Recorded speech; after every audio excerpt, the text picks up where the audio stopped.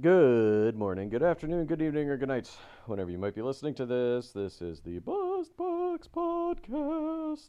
Podcast. I'm Bert, I'm Clay. and we are here to discuss week 4 of the NHL season Week and four. all the junk that happened in there. I Um, got like no news, there's so it's all injury. very little You got news.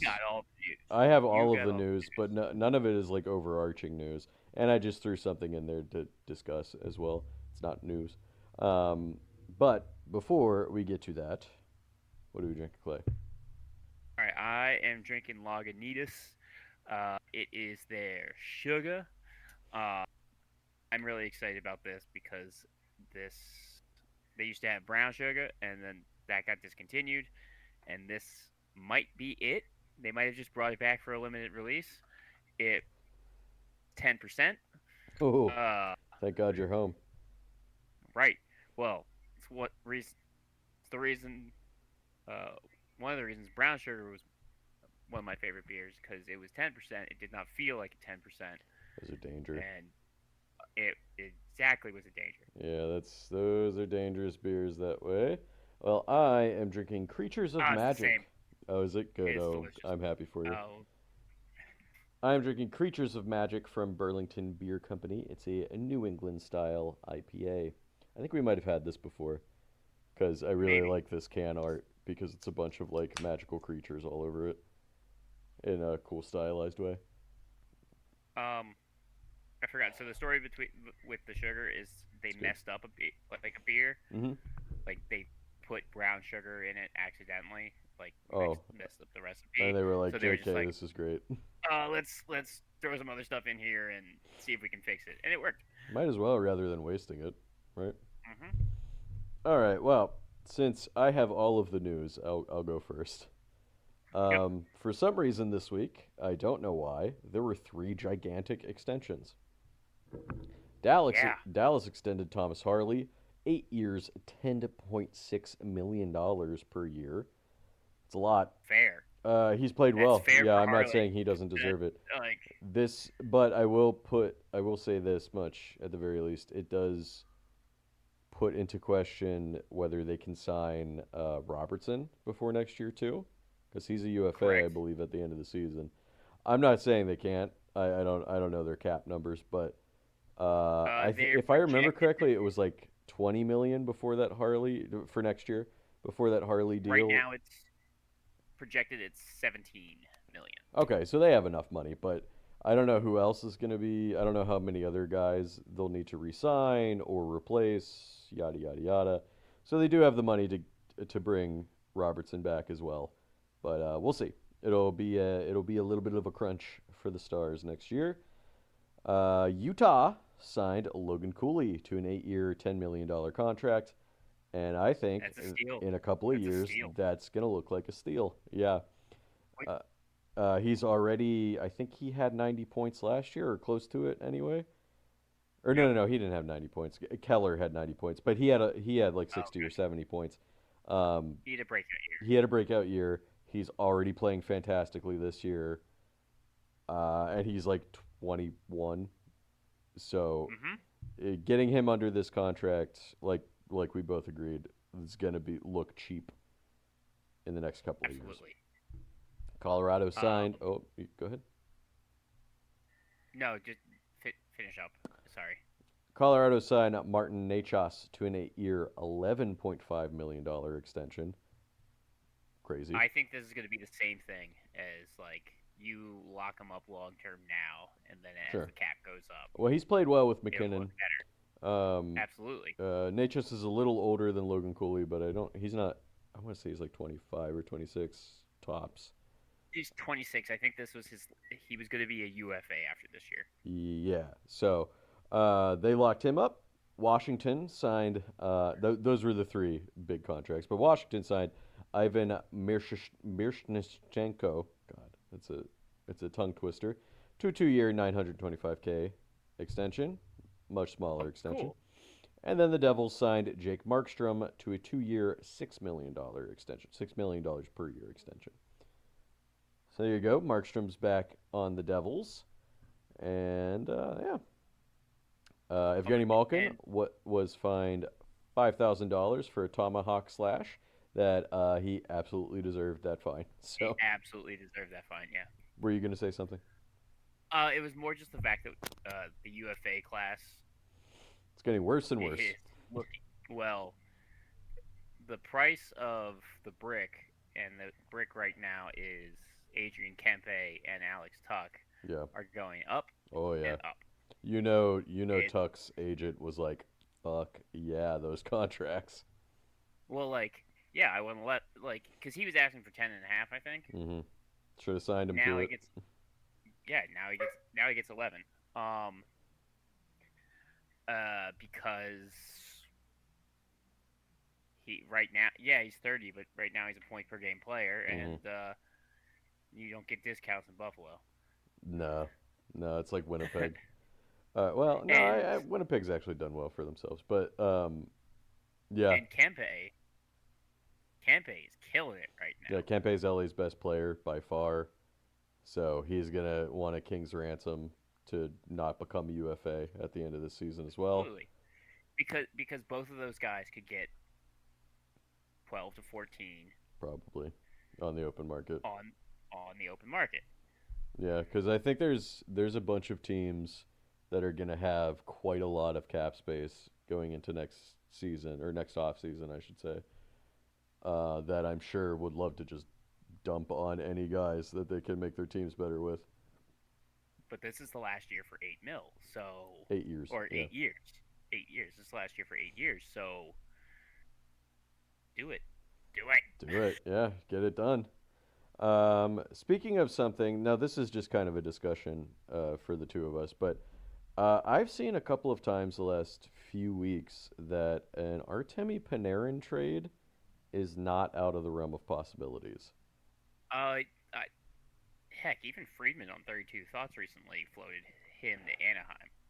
Yeah, so I saw that earlier today. I saw somebody mention Carolina as a possibility. That seems crazy to trade Panarin in division.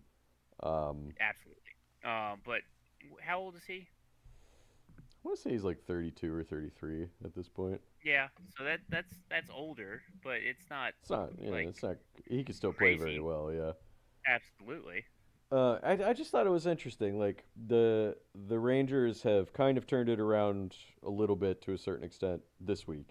Yeah. Um, so they don't look as in dire straits as they were last week. But it's still early in the season. They still haven't looked great.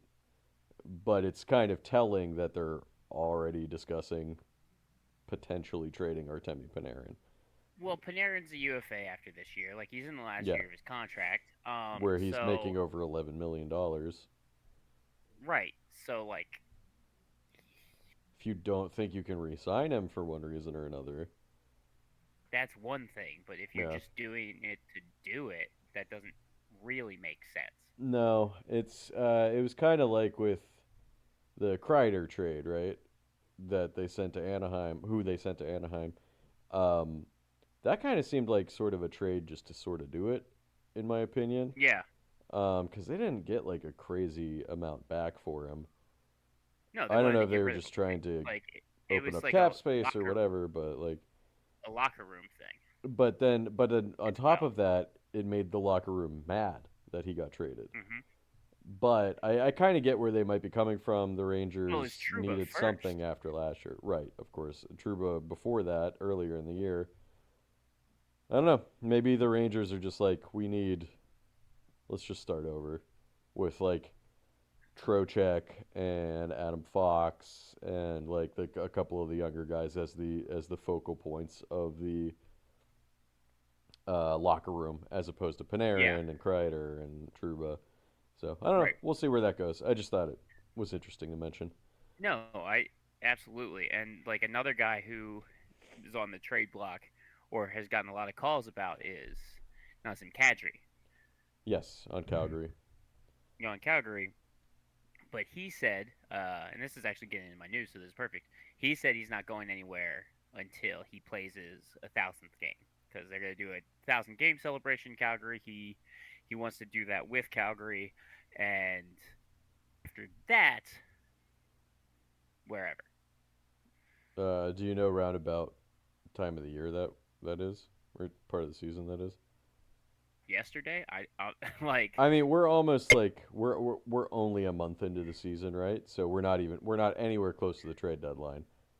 But I right. I'm suspect there might be trades earlier in the season this year because they did away with the trade a guy to Team A and then Team A trades that guy to Team B in the same exactly. like move. They did away with that, so we might get more trades. We discussed this already. There might be a Y- soft trade deadline, Yep. 75 days before the trade deadline, where some of those deals might happen. Where that guy goes to, let's say Kadri. Kadri goes to San Jose for 2.5 months, and then he gets traded to Colorado, back to Colorado, Colorado. or Yeah. whoever, you know, that wants him at not just 50%, but then another 50% on top of that retained. That's the only way that that's going to work now. Yeah. I'm his next game is game 1000. Oh, okay. So I mean, Yeah. I wouldn't say that I think he's going to get traded. Excuse me. The next day, The next but day, right? But would it be funny if he got traded back to Toronto? That'd be so funny. I mean, they could use. I mean, Vancouver needs centers. Um, Mm. I don't think his. I can't remember what his Buffalo cap needs hit centers. is, but I don't think it's. 7. I was gonna say I thought it was 7. I think So it was a him seven at by three and seven. a half, like Calgary could. Although there's like, I think at least a few more years on it, so Calgary would probably want a premium to Yeah. take 50% of his contract for like 3 more seasons or whatever it is. But Right. we'll see what happens. All right, let me get to some injuries. You guys can't see it, but Clay is playing tug of war with his dog right now while She while he talks is. to me. It's worse than that. It's actually like we're kind of boxing with my leg. Oh, that game that you play. I can't tell. I Yeah. can only see your head, so I can't really see what you're doing. I don't But have a rope up. I didn't have a rope up here. Didn't want to walk away for it, and she was uh, I crying for always attention. So here we are. I always thought it was funny when I watched you do that. You just stick your leg out, and she would just like fight back and forth with it. It's so funny. Yep. Carolina, Robinson is heading to the IR with an upper body injury. Carrier to headed to the IR with a lower body injury, and Keandre Miller headed to the IR with a lower body injury. I believe all three of those Yeah. guys were injured last week. It Yes, they said were. day to day. Now they're going to the IR. Well, I think Gossespierre came back and then got re-injured. Oh, Shane Gossesbear is the last one I was going to mention. They Yeah. said no timetable for his return. So God only Oh, knows great. what that means. Yeah, Oh, great. with a lower body injury. So I imagine that means he is going to the IR or the LTIR at some point, probably Shortly. this week. Yeah. For Chicago, Dickinson day to day shoulder injury. For Colorado, Brindley day to day upper body injury. For Columbus, Goodbranson just out with a hip injury. So that could just mean like out this week, Yep. or he's going to LTIR. So that could mean literally anything. For Dallas, Matt Duchene day to day upper body injury. Rope Hintz day to day undisclosed. For Nashville, Yossi, who was injured last week, headed to the IR with an upper body injury. Willsby day to day lower body injury. Cole Smith 3 to 6 weeks with an upper body injury. For the Devils, Cody Glass headed to the IR with an upper body injury. Brett Pesce out a month ish with an upper Oof. body injury. Brown day to day with an undisclosed. For the Rangers, Matt Rempe out indefinitely after getting his shit rocked by Ryan Reeves. We Yeah. mentioned it last week that he, I think, was day to day. Maybe he had even been put on the IR, but now it is out indefinitely. So I imagine he has a concussion, Yep. and it could be bad if they're saying indefinitely. So Absolutely. as much as we rag on him, I don't want him to be injured. Hope he gets well soon. No. For Philadelphia, Urson headed to the IR with an undisclosed. Forrester day to day with a lower body injury.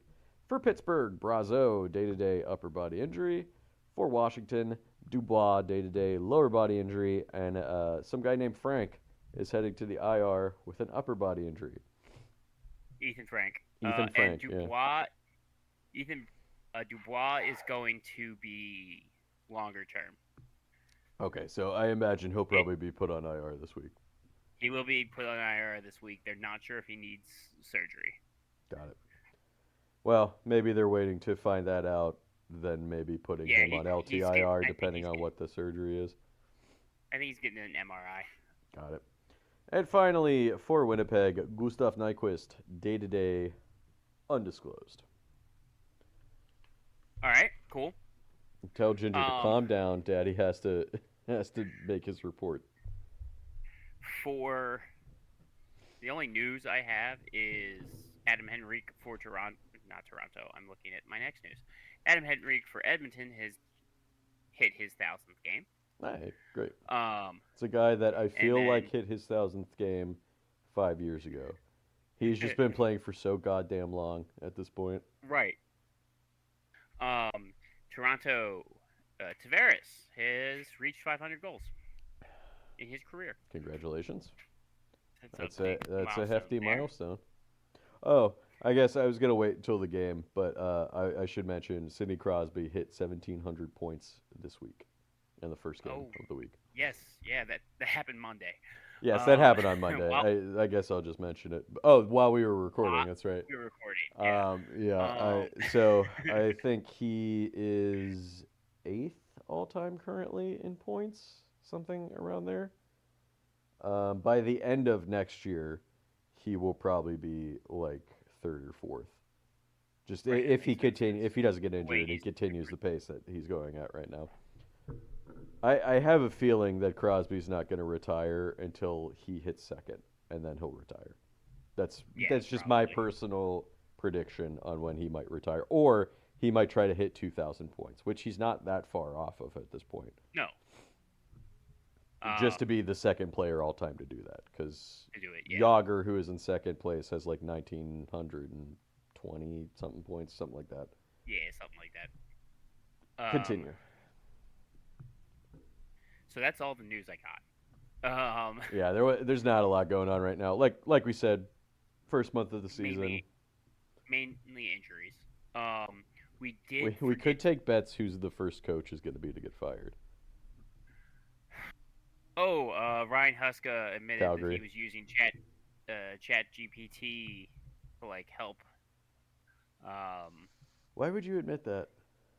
Well, it was on like some sort of like type of Hard Knocks show. It seemed like it was more like of a type of Hard Knocks thing, like Still, where they're just I wouldn't. like recording and he just mentioned something. I mean, first of all, I Uh, wouldn't do that to be a hockey. He's the coach of Calgary, right?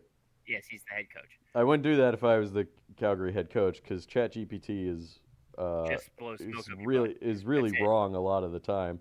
And then on top of that, to just like even, I would never admit that. It's Well, he was it's saying pretty it's like I was embarrassing. going. It started out by him saying like I was going down some rabbit hole, and then he ended up there, but like I can't remember it off the top of my head, but the prompt was that he put in was How like do I make so, my team play better? it was like so vague that it's just like how does a chatbot even respond to this? You could put in very little into it, and it'll spit out like several paragraphs of shit to you. It won't be Huska. No? He's not going to be the first one to be fired. They know this team is bad. They know it's bad. Okay. Well, I think the temperature online about Calgary wasn't that they were going to be this bad. No, I knew they weren't wasn't. going to be great, but not like But they're bad. but like I said last week, I thought last year they were going to be the worst team in the league. That's true. Yeah, and just here and we now are a year later. Yeah. Here we are. I mean, hey, there's a lot of teams probably vying for Gavin McKenna Oh, absolutely. this year. Um, A couple that we thought probably would be are tied for the top in the Eastern Conference right now. So yeah, in well, Detroit the and Eastern Pittsburgh. Conference, So Eastern Conference doesn't have a team that is below 500. which is crazy. Here, I was going to Um, mention this later, but I'll mention it now. Every team in the Eastern Conference either has 18 points, 14 points, 16. or 13 points. No, it's Yes, 18, 14, 18, 13. 14, and 13. That's it. All of them. They're Hmm. all, and it's not just one team that has those points. It's like It's there's it's four teams that have all 18 points, or five teams that have 18 points, a bunch that have 14, and then a bunch that have 13. It's yep. crazy. The Eastern Um, Conference is so weird right now. it's we wanted parity and we got it. We got it this year. What I was about to say, we did forget one piece of news last week. Uh, it was that the Hartford Whalers played the Quebec Oh yeah, we Nordiques. forgot to mention that. We That's talked right. about the game, but We did. We did. That's my bad. I should have mentioned that. Yeah, Carolina. Well, Carolina versus Colorado, but they wore yes. their old jerseys and it looked great. Well, it looked great, but did you see the game? They actually used the 90s score bug and put Hartford and Ah, Quebec City that's on awesome. the scoreboard. That's On the cool. scoreboard. I'm gonna push back there. Don't use the cities that they Yeah. came Okay. Yeah. The Don't city's use that. part's weird, but using the score um, bug and their like old like goal music or whatever is cool. that's But super cool. Like yeah, it's still if you Colorado and want Carolina. They didn't go back to those cities. exactly like and Bring back the Whalers. Bring back because it the was in Whalers. Denver, Yeah. um, the Colorado wore the blue Nordiques, which looks so good, Yeah. Looked great. and it was the white Whalers. So like I mean, it just looked like a really clean game. you It was you so cool. gotta give them a bit of respect that these are two teams that moved in the '90s, and they're keeping the heritage of those two cities and their hockey teams that they don't have anymore alive to some extent. You know, Yes, it's nice that they're absolutely. doing that. But don't kick the city that they left Yeah, you don't in have the to face. put the city on the score bug. That's kind of weird, but um, yeah, it's nice that they do that. Yeah. Will Utah wear Coyotes jerseys in the future? Probably, right? No, because no, Oh, because the oh, Coyotes that's are a right. defunct team. Utah is an expansion team. That's how they're treating this. So But someone they're can not come though. back in it. But again, that's how they're treating this. That the Arizona Coyotes and the former Winnipeg Okay. Jets that they came from are defunct. So some team could come back into Arizona Oh, and be the and Coyotes again. and, and bring back the Coyotes. While I understand that that's how the NHL is acting, it's also wrong. They're I they mean, moved the Coyotes wholesale to Utah. oh, the It's whole it's the organization whole moved. organization got moved to Salt Lake City, so you moved the team. But I Well, whatever, I guess. it's the, it's the same as the Baltimore Ravens and the Cleveland Browns. Still one of the funniest moves ever. They packed up in Um, the middle of the night and no, left the Cleveland. Colts. Oh, I'm thinking The of the Colts Colts. No, packed sorry, up you're right. You're right. in the I middle knew of it the was night one and of the left Baltimore Baltimore. teams. I knew it was one of the No, Baltimore the teams. Cleveland. They knew that ahead of time, and they stripped the stadium. The fans in that last game ripped the seats out. They stripped the stadium because they were pissed, and deservedly so. Yeah, and now they have to cheer But for a team that gave 30-time sexual assaulter $240 million guaranteed. that is par for the course for They Cleveland. had Baker But Mayfield. Okay, I'm sorry. Go ahead. This is not a football podcast. but the Ravens are seen as an expansion team. Okay. Oh, The okay. Cleveland So Browns they are still the Cleveland now that the Browns. Browns became a team again, they have all of that the They new have all Browns of team, quote unquote, have all of the has records the Browns all of had. the old Got it. Browns Okay. history. Yes. Just like how Winnipeg has all of the old history of the Of old Atlanta. Winnipeg Jets. No.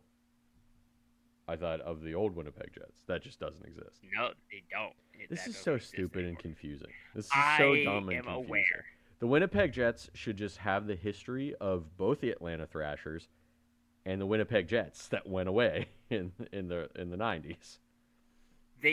Actually they might just because Arizona doesn't exist anymore. All right, we're getting into a weird hole now. And now it's getting heady. Yeah, now it's getting weird and we're talking about other sports. What about the California Seals? Where are their stats? Who I owns think they them? just died. Did they move? I can't. No, no, they folded. I'm pretty sure They they folded. just They folded. straight up Yeah, folded. they just dissolved. Their jerseys were weird as hell. Their logo was weird as hell. They were cool though. Yeah, yeah. The proto sharks, kinda. Yep. All All right, right, let's get get to into your this. injuries. Get to your injuries. Oh yeah, I haven't done that. Boston Lindholm is week to week with a lower body. He's another one that he needs an MRI to see like the extent. So he is just listed as week to week. That happened on the 30th. Zach Benson is on the IR for a lower body. It's a retroactive IR. He already missed a couple games. He's going to be out a week. Okay, Um, could be worse. for the Kings, I didn't write down who got hurt on the Kings. Somebody got hurt. Uh, I just wrote down that they are on the IR for a lower body injury You guys on the go find out who 26th. that is. It's Warren Fogle. I remember. Oh, okay. You, as the listener, should go and find out who's injured. We should just start doing that. Just say, like, somebody on Philadelphia is injured and is on the IR. You go figure it out. Oops. For Ottawa, such Nick like Cousins. such like a weird dickish thing to do. Yeah. You'd go do the research, person listening to this. I just wrote LA Kings lower body IR. Entire team. The entire team has a lower body injury. Nick Cousins for Ottawa is day to day for undisclosed. San Jose has multiple this week. Bummer. Eklund listed as day to day for now for lower body because that happened yesterday. Adam Gaudette is upper body IR, and Ryan Reeves is on the IR for an undisclosed injury. You heard his hand. You heard his hand punching Matt Murphy. For Toronto, they have multiple as well. Lawrence, day to day for now with an upper body. That injury occurred on Halloween.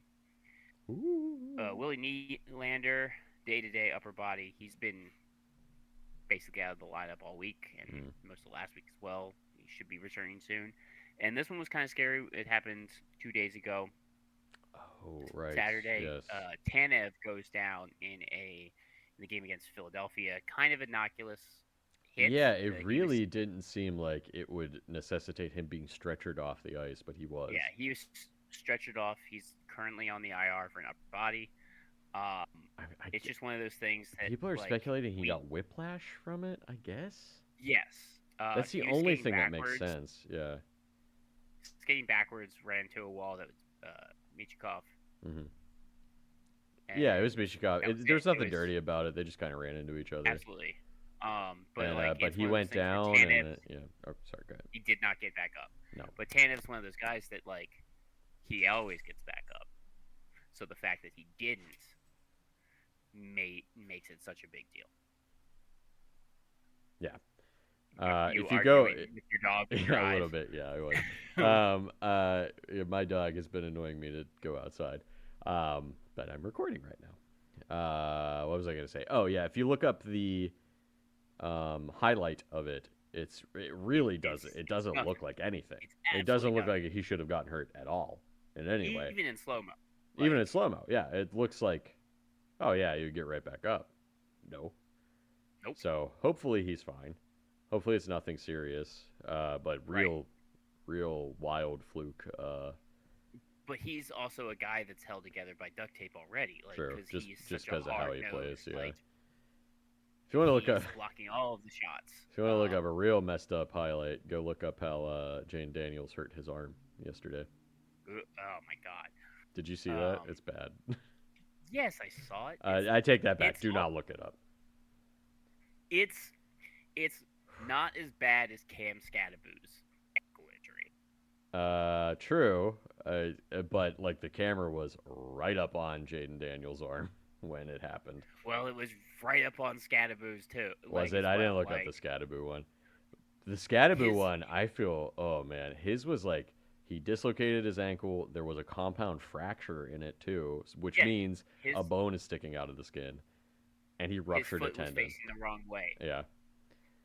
So. his Some his foot was nasty facing injuries backwards. last couple of weeks in football. Um, Finally, with injuries, assistants for Vegas day to day undisclosed. I never mind. I skipped Vancouver. My Oh, fault. They have multiple injuries. Connor Garland, week to week with an undisclosed. Quinn Hughes is day to day still with a lower body, and Victor Mancini on the IR for that upper body injury. all right. Now I'm done. Now you're done. All right. Well, I'll get us kicked off with games. Why not? Let's start with the Metro. Carolina went 1-2 this week. Yeah, they Oh, did and not have a good week. yeah, this is kind of a through line through this week, at least for my teams. A bunch of teams that were doing really well coming into this week did really bad this week. And a bunch of teams that were doing really bad started doing really well. That's true. That's a good point. They started the week off by losing to Vegas 6-3, got outshot 35-24. Stankoven, Svechnikov, and Martinuk had the goals, while Freddie Anderson was 29 of 34. They did beat the Islanders 6-2. Stankoven, Svechnikov, goal and an assist apiece, while Bussy That's a 26-28. Did you see the title for the Dallas Stars game, Dallas Carolina game? It was a highlight. It was the title for a highlight, and it was the Stars pounding Bussy. That was from last week. Yeah, that was last week. But failed to get it in. Oh my god. Whoever wrote that title, you knew what you were doing. Don't even tell me And you they knew didn't. exactly Don't what they even were tell me doing. you didn't know what you were doing. Good lord. Then Carolina finished off the week by losing to Boston 2-1. Nikishin had the only goal in the game, and Freddie Anderson was 20 of 22. Yeah, they don't have a top player. They're one for They don't have a top player. 1 for 3 on the power play. They had 3 power plays this week. 7 for 9 on the penalty kill with a shorthanded goal 4. They're 7-4. Nice. They're still chilling. They're still doing well. Not a great week though. The 3 power plays seems like the refs had something against them this week. 9 penalty kills is like normal, right? Yeah, like 9 absolutely. to 12 is kind of normal for a 3-game week. 3 power plays is kind of ridiculous that they only got 3 power plays. Columbus went 3-1 this week. They beat Buffalo in overtime, 4-3. Choked to get that one. Hey, we'll get to it. They beat Buffalo 4-3 in overtime. Wood had 2 goals, including the overtime game winner. Shinikov and Wierenski each had a goal and an assist, while Jet Greaves was 35 of 38. They have perfectly split their goalies' playing time. 6 games for Merzlikins, 6 games for Jet Greaves. That's good because both of those guys deserve it. Yeah, they've both been playing well. So, yeah, I'm not arguing. Yeah, I can't argue with you there. Well, Merzlikins in the past has been shaky sometimes. True. And Jet Greaves came out being a rock star, so True. he deserves more playing time. I think it's a good way to go because Greaves potentially starting goaltender moving forward. Merzlikins playing well right now. Mm-hmm. They beat Toronto 6-3. Speaking of Merzlikins and net here, Olivier had a goal and 3 assists in this game. Go ahead. Say the score of this game. 6-3. That scoreline seems closer to what this game actually was. Oh, okay. Like Columbus was really taking it to Toronto. Columbus was taking it to Toronto. Gotcha. Well, Olivier, let me just reiterate, had a goal and 3 assists, which is pretty crazy for him. He's more of like 4.9 for him, yeah, he's more of a rough and tumble third line kind of guy. But Charlie Coyle, who is also that, had 4 assists. So there you go. While Cole Sillinger had 2 goals and an assist himself. Merzlikins, 33 of 36. I think Olivier's the best fighter in the league right now. You think so? That's like such a weird metric, how do you truly figure that out, Right. Like who wins the most? I'm sure there's somebody online because there's always somebody that's overly obsessed with something that is like, I know that Matthew Olivier is 8-1 in fights in games. You know what I mean? There's somebody online. There's some guy on YouTube that has those stats. for some reason. Yeah. Columbus beat St. Louis 3-2. Wierenski a goal and an assist in this game. Coyle and Monahan had the other goals, while Jack Greaves was 37 of 39. And then they lost to the Islanders 3-2. Got outshot by the Islanders 37-22. Wood and Matyachuk had the goals, while Merzlikins was 36 of 39. And as Clay alluded to, they blew a 2-1 lead with a minute 7 left in the game. Ugh. They lit up the tying Ugh. and losing goal in a minute and 7 seconds. And Like they should have at least gone to overtime. But I feel bad for Merzlikins because there's a video of him sitting on the bench crying after the game. I saw that too. That's heart wrenching to see. I didn't watch the game. I don't know that it's necessarily 100% his fault, but that sucks. That sucks. Wierenski is their top player. 3 goals, 3 assists. They were 2 for 10 on the power play, 7 for 8 on the penalty kill. They're 7-5. So technically, points-wise, tied with Carolina right now, although Carolina has a game in hand. Right. New Jersey up next. I would like to remind everybody, New Jersey had an 8-game winning streak coming into this week. They were 8-1. And they went 1-3 this week. Ooh. Losing to Colorado to end their 8-game winning streak, 8-4. Got outshot 42-30. They were 2 for 6 on the on the penalty kill in this game. 2 for 6. 2 for 6. Oof. Jack Hughes did have a goal and an assist, while Markstrom was 34 of 42. So none of those goals were empty netters. Those were all through Markstrom. Yeah, Nemec is having a bad time right now. Yeah. I think Pesci being out is... Well, yeah. Well, as happened the last several years, New Jersey is already facing a bunch of injuries out of, and, part of me is just like, are they unlucky? Is their training staff to blame for this to some extent? You always got to think about when it's like 3 years in a row where a team is getting destroyed by injuries, something's going on there, right? You have to think something's going on. There's so many times where it's funny. Like, a team will fire their medical staff. Like, I remember sometimes it's for... Go ahead. New Orleans Pelicans have done it. Pittsburgh Penguins have done it. Yeah, I was going to say. Sometimes it's for a bunch of things, and sometimes it's for one specific thing, like the Pittsburgh Penguins. I'm pretty sure Chelsea Football Club did it recently. But they were doing, like, some more, like, health and wellness stuff. Mm-hmm. It's just like, hey, get out of here with that, like, hippy-dippy stuff. Like, more like your homeopathic stuff, and it's just like, get out. I will say, and I will tell you more about this when we're done recording. But my current place of work and your former place of work are doing something similar to that now. Which I'm not saying it's a bad thing. I'm not calling it a bad thing. But it's just something that really confused me about what the hell it was about. Real quick, if you want to know about hockey fights, go to hockeyfights.com. It doesn't have, of course, like wins and losses record, but it has, like, you could search by players because I'm on Matthew. So you could probably figure it out. You could probably figure out their record in fights. That's something interesting to go through to see, like, who has the best fight record, like, ever. Well. Like, sometimes you would have to call a fight a tie, right? At times. Absolutely. But if you knock down the other guy first, like they'll break it down by year, so you can watch all their fights based on the year. There's somebody kind of crazy. There's absolutely somebody that has done that. That has watched all of them, and been like, yeah, it is crazy. There's another website I think you have to pay for baseball. That will show you every pitch of every game. And the only reason I know about it is because I watch John Boy Media, and he pays for the site so that he can go get the highlights for, his channel. Yeah. And he always shouts them out, But that's a crazy thing to run. It's like you just have all of these stats.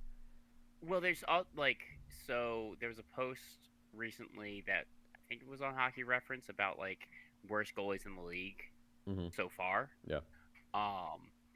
And both St. Louis goalies were on that list, by the way. absolutely. And Dustin Wolf was on there, right? Hmm. Like Dustin Wolf, I think was second. I think he was second. I Um, don't remember who first was. I don't remember either. I know Montembeau was high. It might have been. It was Allmark. It was Linus Allmark. It was Allmark. You're right. Um, Yeah, it was somebody that I was a little but surprised by. It was Linus Allmark. he has had a rough go. But there is this is one of the paid stat sites. It's called ClearSight, Hmm. and it's strictly like a goalie stat line. Wild. And they're talking. Well, and it's like breaks down if how the goalie was screened when the shot went in, like where the shot came from, like what the pass was before that too. So it like when I see that expected goals and I see it from Hockey Reference, I'm just like I'm gonna see clear sights.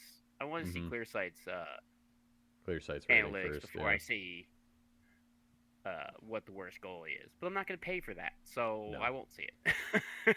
It's just like it's stuff like that that makes the internet such like a wonderful place, right? And then Absolutely. there's a bunch of I other think things that make it horrible. I um wish it was just stuff like that. clear sight might be Corey Snyder's. Oh, that's very interesting, actually. That would make I'm sense. I not would believe sure. his breakdowns.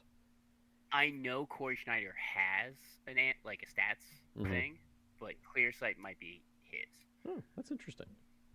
I would certainly believe a guy that I'm sure, well, definitely played and has studied the game extensively. Um, that's cool. All right, Yeah. let's get back to the Devils. What are we doing? Sorry. The Devils lost to San Jose 5-2. Dawson Mercer scored both goals for the Devils in that game, while Dougie Hamilton had 2 assists. Jake Allen 23 of 28 in that loss. They then beat LA 4-1. Dawson Mercer had 2 goals again in this game, and Markstrom was 43 of 44. And then they lost to Anaheim. They were on the West Coast. 4-1. Jack Hughes' goal in that game, the only goal, while Jake Allen was 25 of 28. So even split for their goalies this week. Dawson Mercer's their Yep. top player. He had 5 goals and an assist. Like, I mean, he showed up. Him and Jack Hughes Yeah. showed up. It Absolutely. seems like no one else showed up this week. 2 for 6 on the power play, 10 for 14 on the penalty kill, with 2 shorthanded goals for 9-4 are the 94. Devils, I believe, sitting atop the Eastern Conference currently. Although there's I believe, at least a 4-way tie for first, but with tiebreakers, I believe New Jersey's number one for the moment. The Wow. Islanders are up next, 2-2 this week, losing to Boston 5-2. Got outshot Boston 35-22. That's not great. They were 2 for 4 on the power penalty kill. Horvat a goal and an assist. Sorokin 17 of 21. Lose to Carolina 6-2, like I already mentioned. Holmstrom and Schaefer had the only goals in that game, while Rittich was 28 of 34. They beat Washington 3-1. Yep. Barzell, Horvat, and Pajot had the goals in that game. Sorokin 22 of 23. And then they beat Columbus, as we just mentioned, 3-2. Schaefer 2 goals in this game. Holmstrom a goal. And Rittich was 20 of 22. Bo Horvat's their top player, 2 goals, 2 assists. But hey, we got to give a shout out Matthew to Schaefer. Matthew Schaefer. He's the real Absolutely. deal. Looks Oh like my he should have god. been the number one pick if anybody had any questions in that. He has like 14 points on the season so far. He Hmm. scored 4 goals this week as a defenseman. Well, He also looks like fantastic. he's he's And also he's playing well 18. defensively. Yeah. No, He's he's playing playing well well all over. defensively, which is the crazy part as an 18-year-old. So if anybody had a question whether he should have been number one, he should have been number one. That answered it. Yeah. And this week should have answered that for you. Or just, this first month should have answered it for you. He's Yep. clear. He was already named Rookie of the Month, as he should have been. Hmm. He's obviously the front runner for the Calder this year. Yes. Sorry, I had to snap at my dog. She went in the bathroom, where she never goes because she's being a brat right now. Beat it deep. Because why does she never go to the bathroom? Has she locked herself She inside the she bathroom? locked For... herself in there one time for somehow some reason. I'm assuming because my towel is behind the door. I'm assuming she was sniffing at my towel and just inadvertently closed the door on herself and I freaked out because I didn't know where she was when I came home that day. You're lucky she didn't chew a hole through that door. Yeah, she's not. She doesn't have quite that psycho energy like some dogs have. She has very judgy energy. Although when we got back from our trip last week, she when she's in the car for a really long time, the first thing she wants when we get back is water, which understandable. Yeah. And Yeah, while I was absolutely. filling up her water dish, she went straight into the bathroom and drank out of the toilet, which is not something she normally does. Now it was clean She water, doesn't so do it's not a that. big deal. But like, she went Oh, I straight don't. to the toilet and drank out of the water. It's crazy. It's just not something I think she's ever done, but she I knows don't there's think she's water ever in there. done that. She knows there's water in there. Um, yeah, I'm talking about you. She's staring at me right now. Anyway, let's talk about the Rangers. Both of our dogs are acting up right now. The Rangers went 3-0 this week. They really needed this week because they Did. were floundering before this. Oh, I'm sorry, I didn't finish the Islanders. They went 2 for 16 on the power play with a shorthanded goal against, 11 for 13 on the penalty kill with a shorthanded goal for, and they're 6-5-1. There's so many teams that are 6-5-1 right now. Oh yeah, Uh, absolutely. the Rangers 3-0. They they were they felt so bad coming into this week. That just watching that team just did not feel good. They beat Vancouver 2-0. Carrick and Zabinajad had the goals. Fox 2 assists, and Johnny Quick 23 saves for the shutout. They beat Edmonton Yep. 4-3 in overtime. Big game. Matthew Schneider had a goal and an assist, while JT Miller had the overtime game winner. Shesterkin 33 of 36, and then they beat Seattle 3-2 in overtime. Cooley had the overtime game winner and an assist, while Adam Fox had 2 assists. Shesterkin 11 for 13.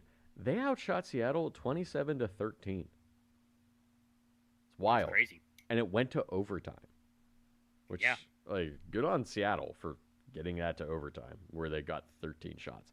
Now I think we talked about this last year, but there's definitely a bunch of teams that have decided that rather than pepper the goalie, they're waiting for open shots to take the shots. Absolutely.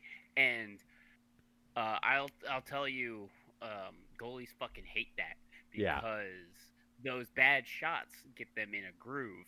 Uh, hmm that It they're seems not like getting. a fair strategy because Yeah. the Penguins seem to be one of the teams that is doing this too, because they have like wild shot disparities Most so teams far are this doing it. season, and the Penguins have 8 wins, which is like second most in the league. And but if you look at their shot disparities in games, you'd be like, well, the Penguins are getting dominated in these games. No, they're just No. they're just not shooting the puck. They're waiting for open shots, and then they're capitalizing on the open shots. Well, So, not shooting. No, not taking the shot has always been the Penguins' problem, well, but now it's they're actually finishing. absolutely, it is still a problem.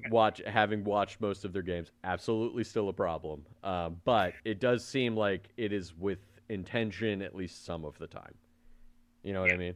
There are times where I'm watching it where I'm just like, just you should have just shot that puck instead of trying to do a fucking cross ice pass. For the love of Christ, Malkin. Um, Will Cooley is the Rangers' top player this week. A goal, 3 assists. I believe, he had points in all 3 games, including that overtime game winner. They were 0 for 8 on the power play, so kudos to them for starting to get away from Whoa! the Rangers can only score on the power play.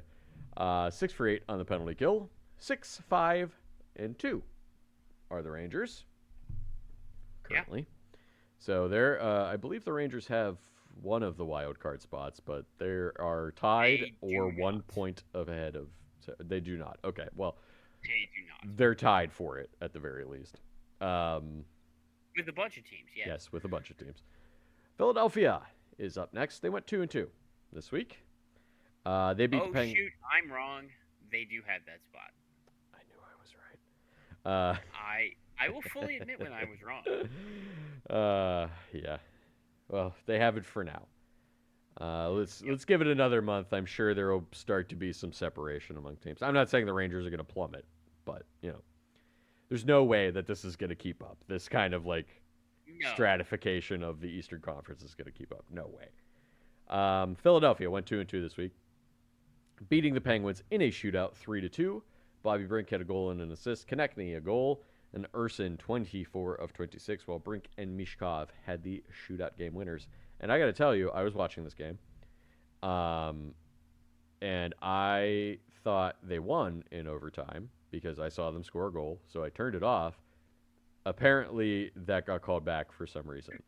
And then they still won in the shootout, so it doesn't really matter. But, well, actually, it does kind of matter to tiebreakers. It does kind of matter, yeah, tiebreaker. That is, I think, the secondary tiebreaker. But I saw them score, and I was like, off. Thank you. Because I don't watch pregame, postgame stuff. I wanted the game to start. I want the game to end. I'm done. You know, like, I've watched too much of that stuff in my life on many sports to be like, I don't care what these guys are talking about. You know, Saturday, I got home from the Caps Sabres game, and that was the day. That was Game 7. Yeah, it was a great time. That was Game 7. So I got home. It's just like, all right, we're like bottom of the 8th. Turn on Game 7. For the World Series, yeah.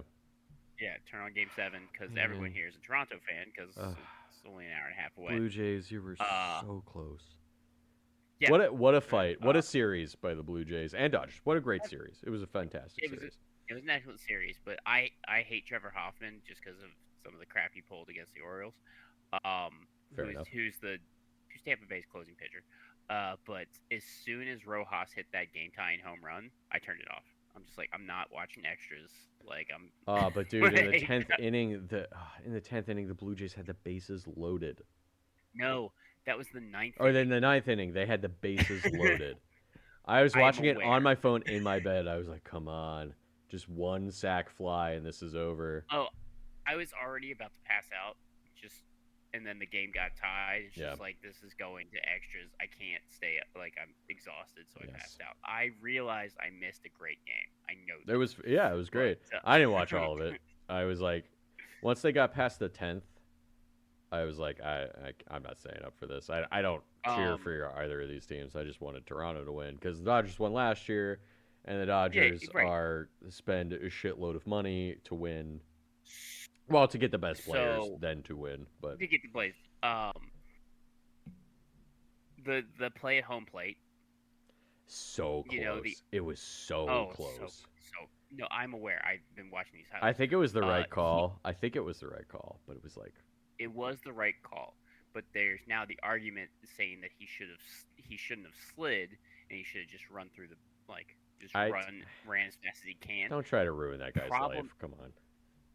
No, problem is, I think the rule is in a close play like this, you have to slide at home. Might be. I don't know. So yeah, we should get back to hockey. We should get back to hockey. I'm sorry. I'm laughing because Jenny, who was formerly on the podcast several times, Clay's wife, just rolled herself through Clay's background and is now dancing behind him. What a card she tapped on my headphones. I saw. Yeah, I saw. Rude as hell. No, it's in the recording. She can't do that. It's so loud. Goofball. What a goofball she is. All right. So, let's get back. Once again, we went on a tangent while talking about a team that had nothing to do with the team. Philadelphia then beat Nashville. We're still on the first division. And I'm going to make this worse. I'm telling you, I'm going to make this worse with how I did these teams. Guys, just buckle up. You know, hey, you got a long drive to work. You can listen to podcasts at work. We're giving you plenty of content, right? Philadelphia beat Nashville 4-1. Trevor Zegras. We didn't say it was good. We didn't say it was good. We said it was content. Zegras, 2 goals and an assist. Mishikov, 2 assists. Vladar, 32 of 33. Vladar's got to be one of the big stories for Philadelphia so far this year. He's played great for them. I told you he's a good goalie. You did. You said that. I will eat crow on this. I didn't think he could be a number 1, and he has shut me up. He's played great for Philly. Philly then lost to Toronto 5-2. Dvorak and Forrester had the goals in that game, and the goalies, both goalies played in this game, 22-26. I in think one this of the might have been the game funniest. that Urson got hurt in. It is. Maybe. It is definitely the game that Urson got hurt in. That's why Um, both goalies played. one of the funniest things that I saw this you saw this week was there was a scrum in Yeah. Toronto's side, Yes. and Anthony Stolars came out of Toronto's net to just grab Zegers by the Just be collar like, and you don't need to skate be in him out there. of that scrum. Yeah. Yeah, you don't need to be in there. Former teammates from Anaheim. Former teammates, yeah, Yeah. teammates for He didn't 3 like years. punch him or anything. He just pulled him out of the No, scrum and just be like, you he don't just need to be in there. Mm-mm. No, you don't, young man. and You're gonna come over and, here. and Zegers put up no resistance. Yeah, it was pretty funny. I would look up It was that highlight. It's pretty hilarious to watch. It looks like a grown man pulling a child. Oh, away speaking from, of scrums, there was a bench clearing brawl in Game 7 of the World Series too. Yeah, absolutely. That was Hilarious. deserved because Jimenez was trying to get hit, and then he got pissed that he actually got hit the next pitch. I'm pro there at least being one brawl in the World Series. I like it. Oh, absolutely. All right, He back to threw Philadelphia. No. We got to get back to He's- Philadelphia. He threw his hand. It was high inside, and he threw his hand up to try to get hit. Mm, So the pitcher was like, "Fine, I'll hit you," and drilled fine. the next You want to get pitch. hit? I'll hit you. All right. And that's the gif where it's "shut the fuck up." Oh! I saw that gif. I was That's like, where that "Fuck comes from. you." Yeah. That's where that gif comes from. Okay. Get back Now to I'm Philly. done. Back to Philly. Back to Philly. Philly then lost to Calgary. A little shameful so far in this first That's month. completely shameful. 2-1. It's so shameful. This They're is only the team. second team that Calgary has outscored this season. I literally was about to say. Yeah. Konechny had the only goal. Kolosov played in this game. That's how I know that Urson got hurt in the previous game. Thanks, Ruth.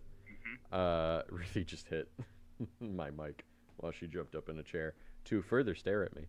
Kolosov, 19 of 21 in that game.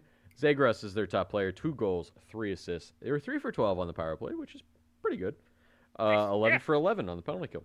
Pretty good. Pretty good special teams week for Philly. 6-5-1. Philly, they're one of the teams that is at 13 points currently. 13 points. Tied with like 6 other teams.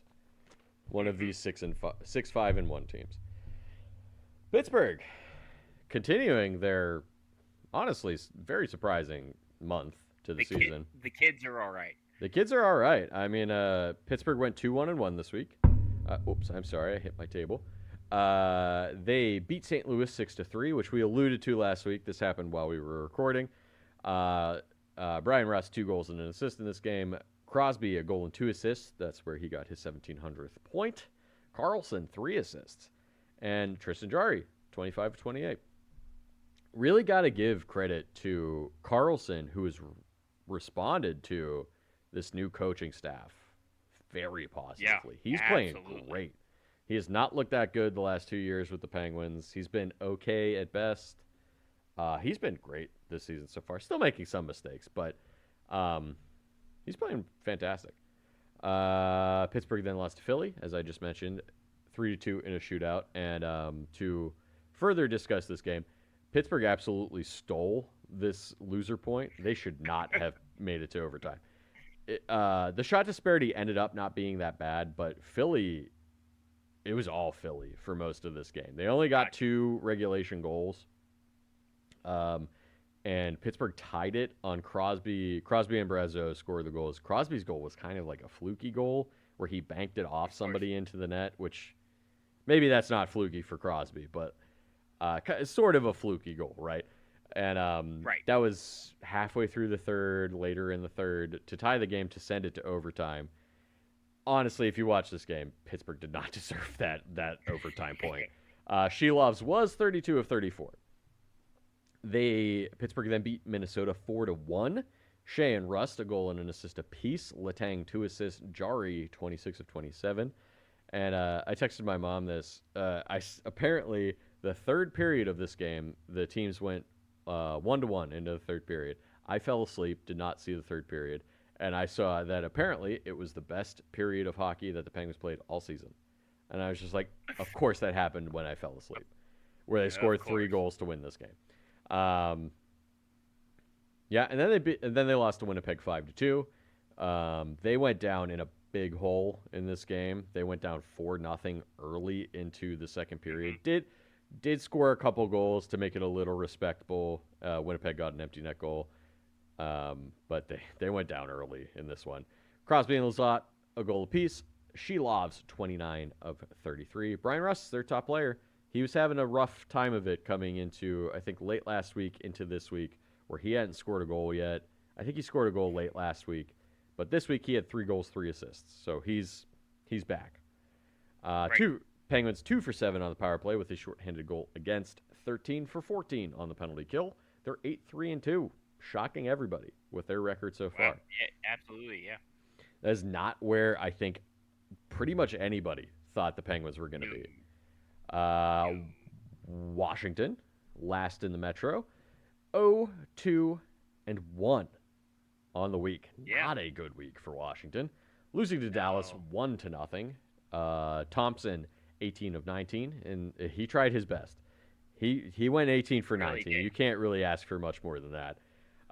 They lost to the Islanders 3-1. Tom Wilson had the only goal in that game. Thompson again, 20 of 22. And then they lost to Buffalo in a shootout, 4-3. Milano, Strome, and Protas had the goals. Lindgren, 21 of 24. They outshot Buffalo 34-24 in this game. Well, and they scored 2 goals in the first 5 minutes. Washington did? Yes. Oh, so they blew a 2-0 lead. Well, going in after the first period, it was 2-1. Like at the first period, it was 2-1. Okay, but, like that's fine. Yeah, like the 2 goals came quick. Yeah. For Washington, but then 2-1 ain't the yeah. After 1 isn't the worst. Like crazy. Not the worst. No. Washington does not have a top player. They were 0 for 11 on the power play with a shorthanded goal against, so that's -1 for 11. 11 for 12 on the penalty kill, though. That's pretty good. 6-5-1. They're one of, I believe, 3 teams in the Metro that are 6-5-1, all with the exact same record. And mercifully, we are finally done with the Metro division. We're only kind of sorry. There are 5 teams in the East. They're 6-5-1. It's insane. One team has 13 points with a 5-4-3 record. Who is that? That's got to be in the Atlantic. Buffalo. Okay. Yeah. Then there's 6 teams with 14 points, 3 in each division, and 2 teams in each division with 18 points. Yep. And I know who they are. They're the Devils, the Penguins, Detroit, who is also surprising that they're up there, and Montreal, right? Yep. Yeah. Absolutely. So Pittsburgh and Detroit are the shockers, I think, in that lineup. Are like, how are you tied for first? Essentially tied for first in the Eastern Conference. Montreal at the top of the division is also a surprise. It's surprising, but less so for Pittsburgh and Detroit, right? Yeah, I'd agree. I think less so. All right, let's talk about the Atlantic while we're here. Excuse me. My organization of my teams this week. Oh my God! Is what psycho organization did you do? Told you how I was going to ruin this.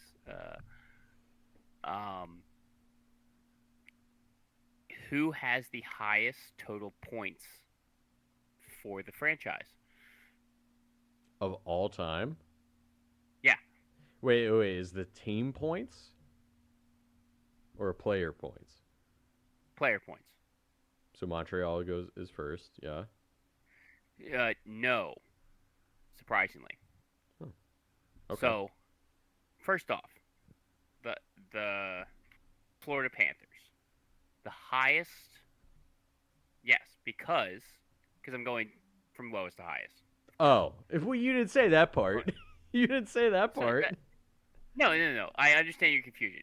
I'm going to go lowest to highest. That's how it works.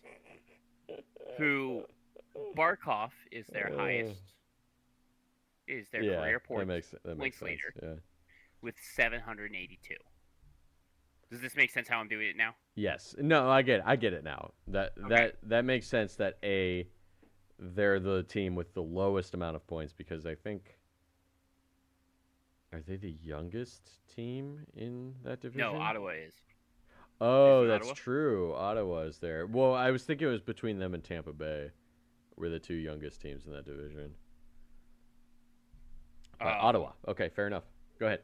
Ottawa's the youngest team in that division, but Florida's up first. Barkov has 782 points. I'm surprised that that's the They went most because they had Pavel Bure for a while. Although I guess he played in Vancouver for a while too. exactly. So Yeah, it's only for this team. I got it. It's No, not I understand. I understand. overall. Um, so they only had 2 games this week. They both went to shootouts, and one was a shootout win, and, and one was a shootout loss. Um, Okay. First up is a shootout loss against Anaheim, 2-3. Tarasov in net. They were 0 for 4 on the power play with a shorthanded goal against, for 4 for 5 on the penalty kill. Um, so Anaheim's 2 goals were a shorthanded goal and a power play goal. All right. That's And crazy. then they lost to Dallas in the shootout, or they beat Dallas in the shootout. Excuse me. Like you said, 4-3. Marchand had a goal and the shootout winning goal, but they were only 32% on the faceoff in that game. Oof. They were 0 for 5 on the power play with a shorthanded goal against, and 5 for 8 on the penalty kill, because Dallas was 2 for 3 on their power Yeah. play. Florida's 6-5-1. Yep. Another team that's 6-5-1. They don't have a top player. That's fair enough. I mean, both games went to shootouts. One of them a loss. So, Next up, am I correct? And just really quick, I think Marchand is taking a leave of absence from the team. A short leave of absence. Or not that I've heard. I thought I saw something like he was going to go coach a junior team for like a game or something because they had Oh, some tragedy. sorry. I did see that. Yes, he is coaching a junior team, a U18 team. Hmm. I didn't really look into the I didn't story. really look into it either, but I think it's a very short leave of absence. I think he's just going Gotcha. to help a junior team for a game or two. Which, hey, honestly, Brad Marchand off the ice, I believe, is a very nice guy. On the ice, Exactly. he's awful, but I hate him. off the But ice, he's as far as I know a good dude. So yep. okay, please continue. I believe I was wrong about John Tavares. It's never mind. Yeah, he did hit his 500th career No, he goal. hit it. I Excuse me. thought, yeah, Yeah, no, I'm wrong. He also hit his 500th point for Toronto, which is hmm that was the whole like we talked about fourth that. I player. think last week Yeah, or something. Yeah, absolutely. Because Toronto's up next. really? Really, their highest. Is it? Wait, is it a current player? Can I guess? No, it's not a current player. Yes, you can Is it? guess. Is it? Oh This God. is kind of the game. Um, Wait. Give me a second. Is it Matt Sundin? yes, it is. Yes, I knew it was gonna be Uh, Sundin. He played there for a while. he's not the. He doesn't lead the team in like games played for, but he Hmm. He was really good has. while he was there, though. He's really good. He was over a point per game player because he had 987 points. And he is their Wow, almost a career thousand. point Almost a thousand. player. That's pretty Toronto crazy. went 2-1. Toronto went 2-1 this week, which brings them to 6-5-1. Yeah, Toronto. I think kind of under the radar, not having a great start to the season. No, but again, this week helps Yeah, it out with yeah, the absolutely. 4-3 win against Calgary. Matthew Nyes had 2 goals and assists in that game, and they were outshot by Calgary 36-24. Whew. Then they got their butts whooped by Columbus 6-3, like you said. Caden Premu in net, Robertson a goal and an assist, and then like you said, the 5-2 win against Philadelphia. Stolarz in net there. Robertson another goal and an assist.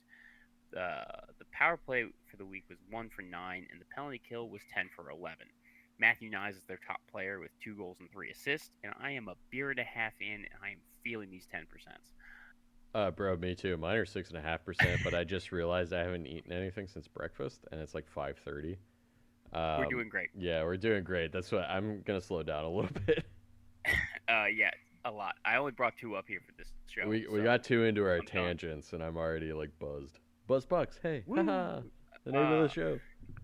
Next up is Ottawa. Okay, that has to be Danny Alfredson, right? It is Yeah, 1108 makes sense. He was he was points. an awesome player. Absolutely. Yeah, he was an absolutely awesome player. It sucks that They he went didn't two. spend his entire career there because he did go to the Red Wings for a Absolutely. year or two at the Yeah. end. But what are you gonna Um. Uh, they went 2-2 this week. They started their week by beating Boston 7-2. Drake Batherson 2 goals and assists. Then they lose to Chicago 3-7. do? Yep, they sure did. Allmark in net. Allmark in net. Had a shorthanded goal against. Then they beat Calgary in overtime 4-3. Allmark in net. Lars Eller a goal and assist in that game. They were 65% on the faceoff. And then they lose to Montreal 3-4 in overtime. They were outshot 27-17. On the week, Ottawa was 4 for 16 on the power play with a shorthanded goal against. Excuse me. And then they were 5 for 9 on the penalty kill Ugh. with a shorthanded goal 4. Eh, Little better, a little better. not good. They say Drake go. Batherson is Well, you know what? Never mind. Drake, Drake Batherson. Batherson is their top player with 3 goals and 5 assists in those 4 games. They What's are their 6-5-2. Okay? I was gonna say, what's their overall record? 6-5-2. 6-5-2. All right. Moving on is Tampa Bay. That's Ooh, gotta be I either can't. Vinny Lecavalier or Martin St. Louis. Sorry, I don't have the page active. It is Steven Stamkos. Oh, I was wrong. Number 2 is Nikita Kucherov. Oh shit! I didn't realize they both overtook. I guess St. Louis left and played on the Rangers for a while. And Vinny Lecavalier fell off a cliff at one point in his career. And then went to Lecavalier Philly. is 4th. Um, St. Louis third. so yeah, St. Louis Okay. 3rd. So yeah, Steven Stamkos is their top points getter with 1137. All right. Kucherov is going to pass that in like 2 Oh, years. absolutely. Yeah. Kucherov's Sorry, definitely year going and to a pass half. But yeah, as of now, it's Stamkos, and Tampa Bay went 3-0 this week. Hey, they needed it. They were real bad coming into this week. They needed it. They played all of your teams. They had 5-2 win against Nashville. Oh yeah. Gergenson's 2 goals in this game. They outshot them 32-20, but were only 34% on the faceoff dot. Sometimes Then it doesn't they matter. Sometimes it does. Sometimes it doesn't They matter. beat Dallas 2-1 in overtime. Then they beat Utah 4-2 in. They beat Utah 4-2. Hung on to win that game. Gensel had a goal and assist in there. On the week, they were 1 for 10 on the power play, 8 for 9 on the penalty kill. Hagel and Sorelli are their co-top players at 3 goals, 1 assist, and 2 goals, 2 assists, respectively. They are 6-4-2 on the year so far. All right. Montreal is Okay. up next. There's so many players it could be. It's only one guy. I know it's only one guy, but like, there's so many players it could be because they've been around for like over 100 years. That's true, but there's only one player it could be. Guy Lafleur.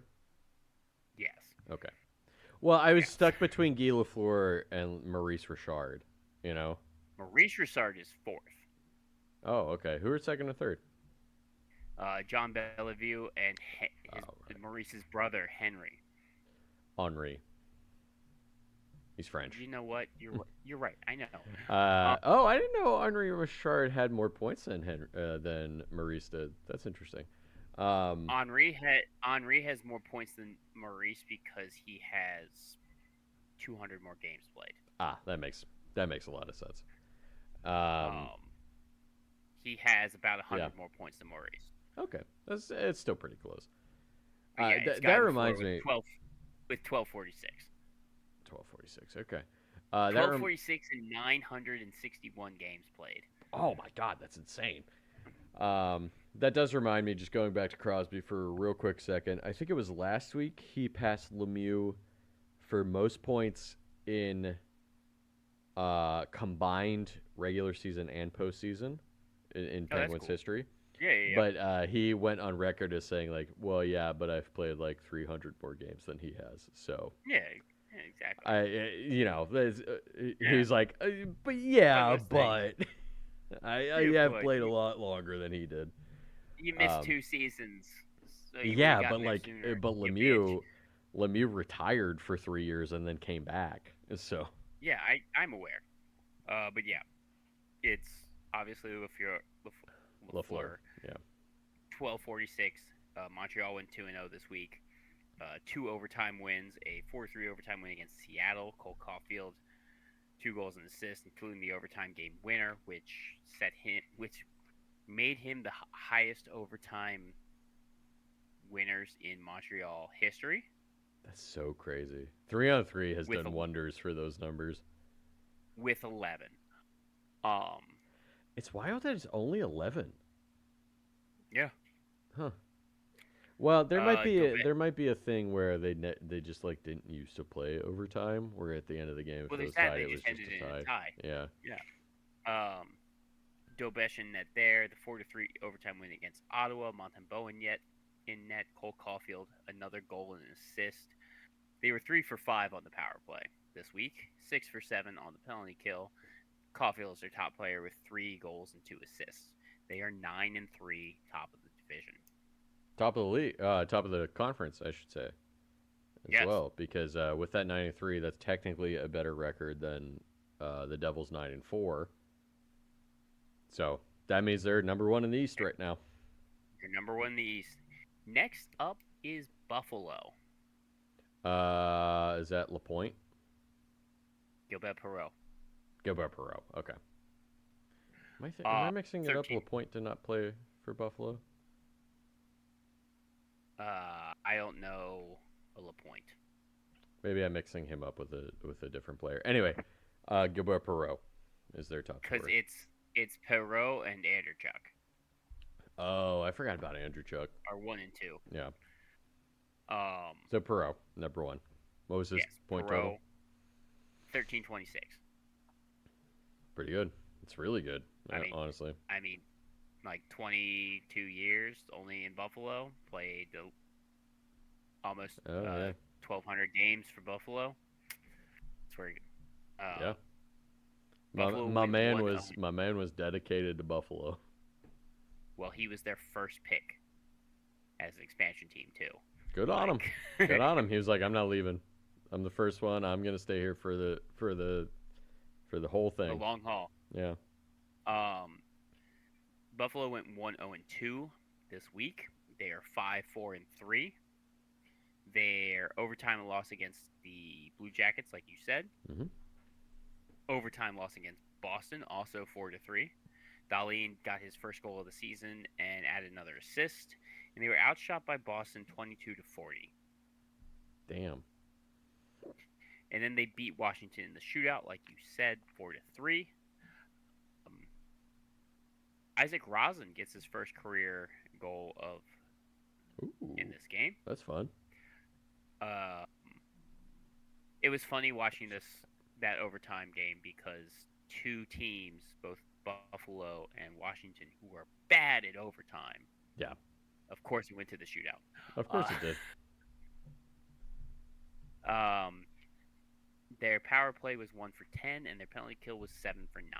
So now they are no longer at 93% for the penalty kill; they're only at 90% for the penalty kill. Oh well, I mean, that's terrible know, at this right? point. Alex Tuch is their top player with 2 goals and 3 assists on the week.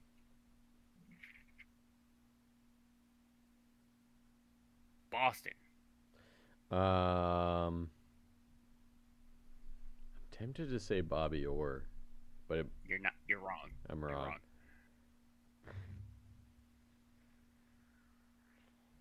After 22 beers. Is it Bergeron? No, it's not Bergeron. After 22 beers.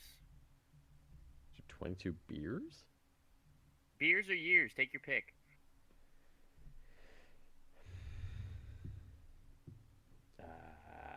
I don't know. I'm stumped. Who is it? It's Ray Bork. Oh my god! Oh, I should have known that. I should have known it was Yeah. Ray Bork. Yeah, of course. 22 years is in reference of how long it took for him to win the Stanley Cup. 22 beers is the joke after his DUI. Shots fired at Ray Bork. One of the best defensemen that ever played in the NHL. Best offensive defenseman that ever played in the NHL. 1506 Oh my is god. 1,500 points. for That's your points. insane. Yeah, 1,500 points. And Boston also went 3-1 this week. Hey. They're 7-7 on the year, which is why there's no team lower than 500. Yeah, true. They started the week by losing to Ottawa 2-7. Talked about that already. Mm-hmm. 1 for 5 on the penalty kill that game. Okay. Yeah, 1 for 5 on penalty. Oh, I'm sorry. That took me a second to register that. 1 for 5 on the penalty kill is really bad. Sorry. I was waiting for it. Then the 5-2 win against the Islanders. They were outshot by the Islanders 35-22. I don't know if you said that already, but they Pasta had a goal and assist. They were 2 for 4 on the power play in that game. And then they beat Buffalo in overtime 4-3. Pasternak another goal and assist. They were out. I already talked about how they were outshot. And then they beat Carolina 2-1. McAvoy a goal and assist in that game. Swayman played great at 9.66 save percentage. 6.6 save percentage. Jesus Christ, this beer is hitting. 3 for 10 on the power play. 11 for 16 on the penalty kill. They do not get a top player. And we're finishing up with Detroit. Of course we are. Okay, Detroit has to be Iserman. No. No? No. Oh, well, is it Gordie Howe? Yes. Yeah, okay. Yeah, okay, my bad. No, you're right. My bad. Obviously it's Gordie Howe. Eiserman's 2, so you're not far off, but I always forget. Howe. Gordie Howe is one of those guys that he played for Detroit and Hartford. I think somebody else too in there. So like I kind of forget that he played for Detroit as long as he did. Like I think like, oh, he split time with Hartford. That's not true. He played most of his career with Detroit. That's so. Most of his career with Detroit got 1809 Oh points. my god. Jesus Christ. That's like that's like 99% of his points, I think. Almost 1,700 games played for Detroit. Jesus Christ.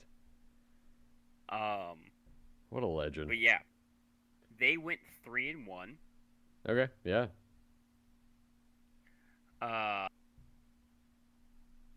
He only played for the Whalers for a year. Yeah, you're right. Sorry, After I I had to thought look that about up. it, I was like, I think he played for the Whalers for a really short period of time. 1 year, 80 games. That was it. All right. He wanted to play with Detroit his son, who was like 40 no, at the time. It makes sense. Detroit went 3-1 this week. They are 9-4, beating St. Louis 5-2. Larkin 2 goals and assists in that game. The shootout win against 4-3 against the Kings. Marcus Casper 2 goals in this game, but they were outshot 39-27. Had a shorthanded goal against, but were 2 for 3 on the power play. They lose 2-5 to Anaheim. Were 1 for 7 on the power play with a shorthanded goal against in this game. And then they beat San Jose in a shootout 3-2. They were 4 for 14 on the power play with 2 shorthanded goals against. Oof. And 12 for 13 on the penalty kill. DeBrincat is their top player. Okay. It took him 9 games to score 1 goal this season. Uh-huh. but he is 3 goals and 4 assists Hey, there you go. Okay, he had a good week. He had a good in week. this. Yeah, and that's it. And that is it for the Atlantic. All right, let's move on to the Central Division, shall we? Starting with Chicago. They went 1-1-1 this week. I'm just going to adjust my mic. Good There for we them. go. Yeah, I mean, this is another team, along with the Penguins and Detroit. Maybe not quite to the extent of the Penguins of Detroit, that has exceeded expectations so far this season. They beat Ottawa 7-3. Bedard had a hat trick and an assist. Four Yes, he other did. players had 2 points, while Spencer Knight was 21 of 24. Getting Spencer Knight may have been the catalyst for Super this helpful. team. Yeah. Yeah. They did lose to Winnipeg 6-3. Bedard and Connor Murphy had 2 assists in that game, while Spencer Knight was 26 of 32, so he led in all 6 goals in that game. And then they lost to Edmonton in overtime, 3-2. Burakovsky had a goal and an assist, while Spencer Knight was 27 of 30. Bedard's their top player, 3 goals and 4 assists on the week. 2 for 5 on the power play, 7 for 10 on the penalty kill with a shorthanded goal 4. And Chicago, I think respectfully, is sitting at a 5-4-3 record. I think that's a pretty good start for them. Absolutely respectable for Chicago compared to how they were last year. Compared to last year and people's expectations coming into this year. You know what's interesting, though? I don't think we've mentioned this before. Connor Bedard, you know who his cousin is? I do, but I can't think of it off. It's Gavin McKenna. His cousin is Gavin McKenna. So I did know that. That would be kind of crazy if they won that lottery and they had the cousins. They're not going to win it. Are they allowed to win it? I think so. Well, hold on. Yeah, because the only one that they've won is the Bedard one.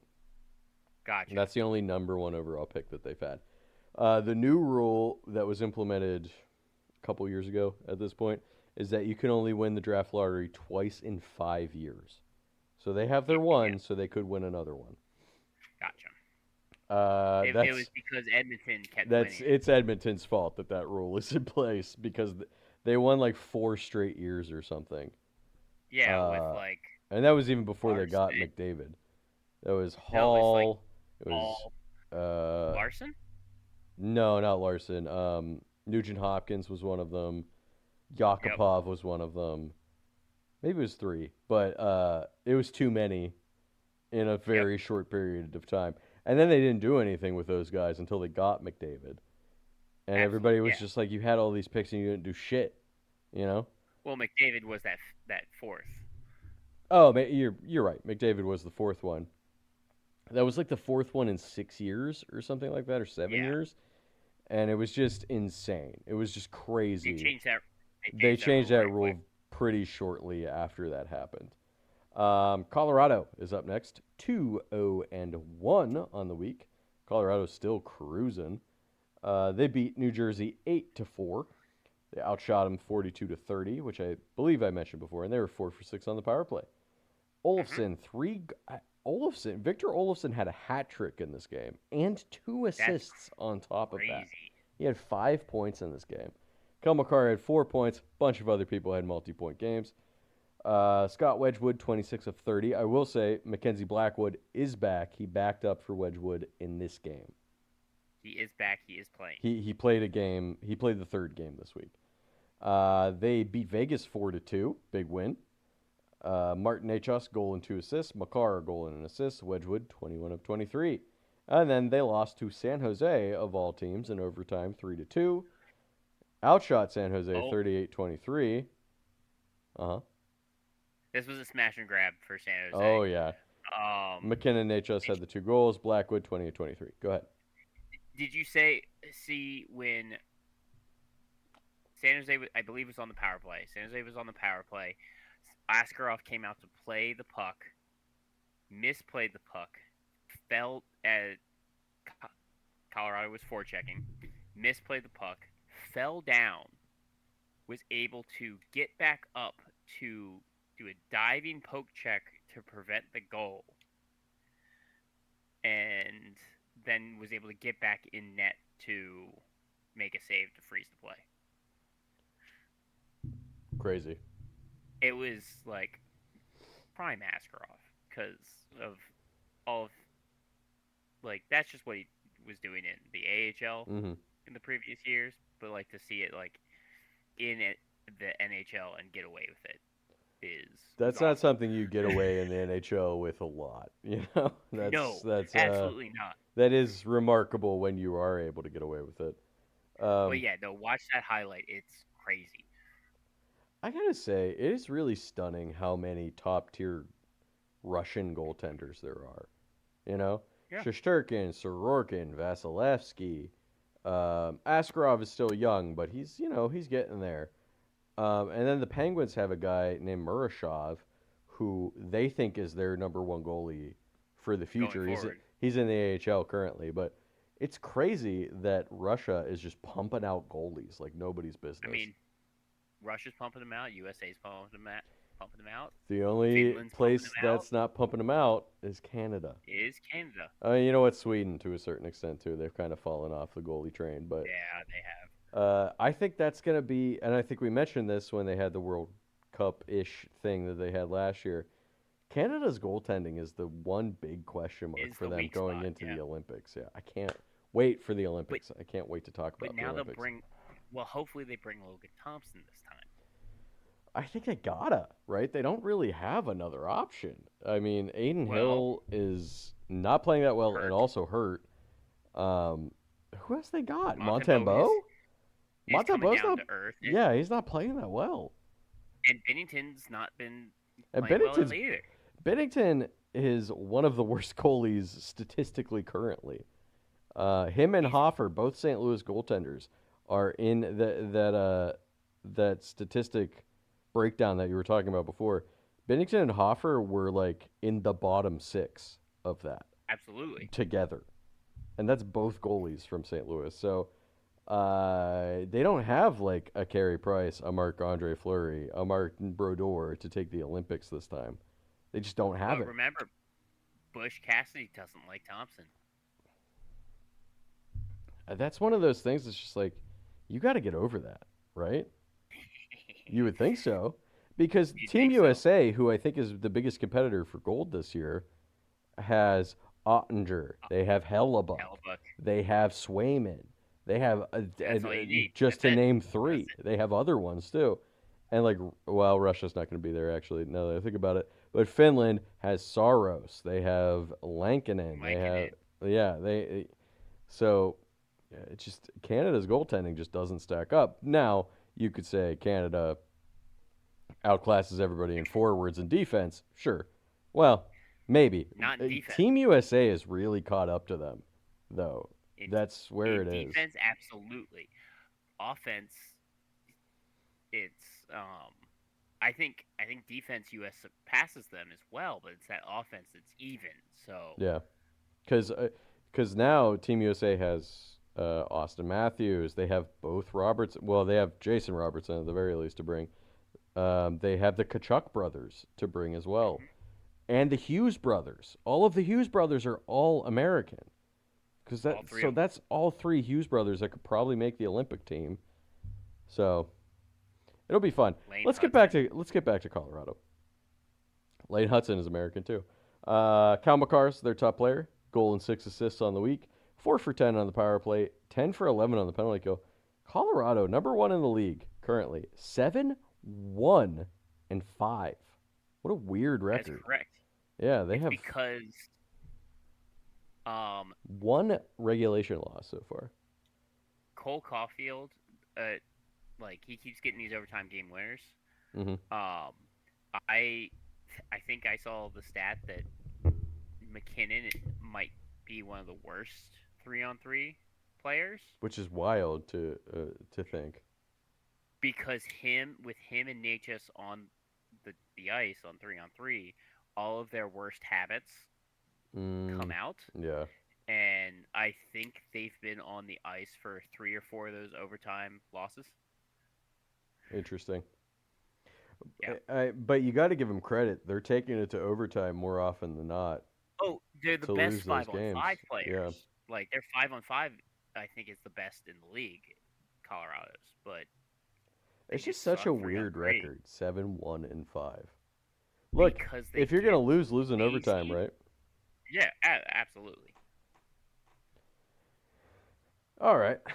Dallas is up next, 1-0-2 this week. The second 1-0-2 week for a team. You had a team that went 1-0-2. Yep. They beat Washington 1-0. Sagan had the only goal in that game, while Ottinger's 24 saves for the shutout. Yep. Losing Tampa Bay 2-1. Adam Ernie had the only goal in this game for Dallas. Ottinger 31 of 33, and they got outshot 21-33. And then they lost to Florida in a shootout. Both those games you already mentioned. 2 for 3 on the power play in that game.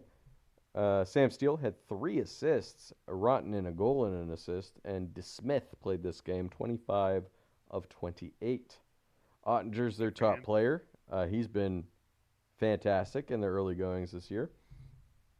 54 of 56, good for a 9.64 save percentage, 0.98 goals against, and that shutout.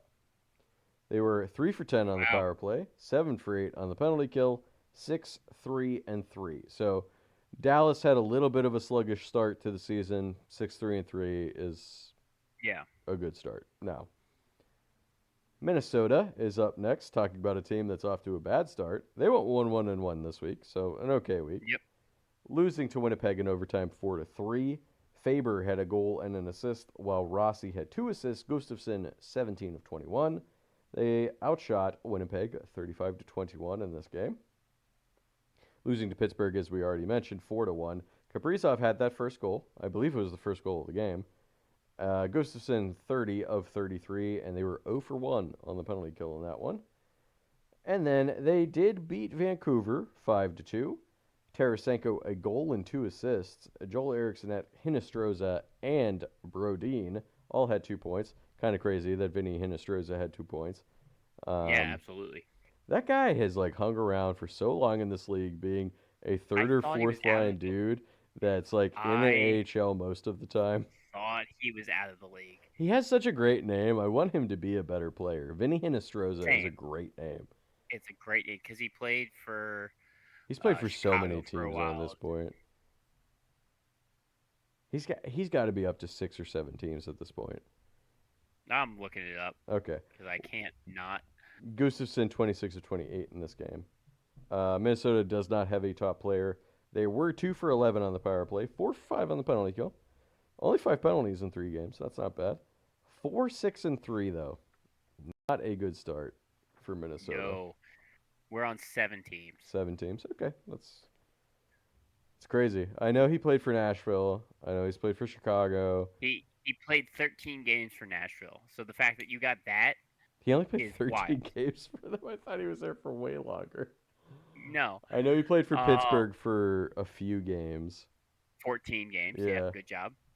Hold on. So that's He, 4 I got right. Nashville, Chicago, Pittsburgh, Minnesota, yep. Buffalo.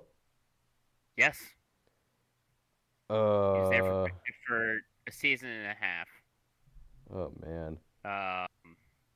He did 2 separate stints with the Blackhawks. 2 separate stints with the Blackhawks. Okay. Um so I got 5 of 7. Yeah.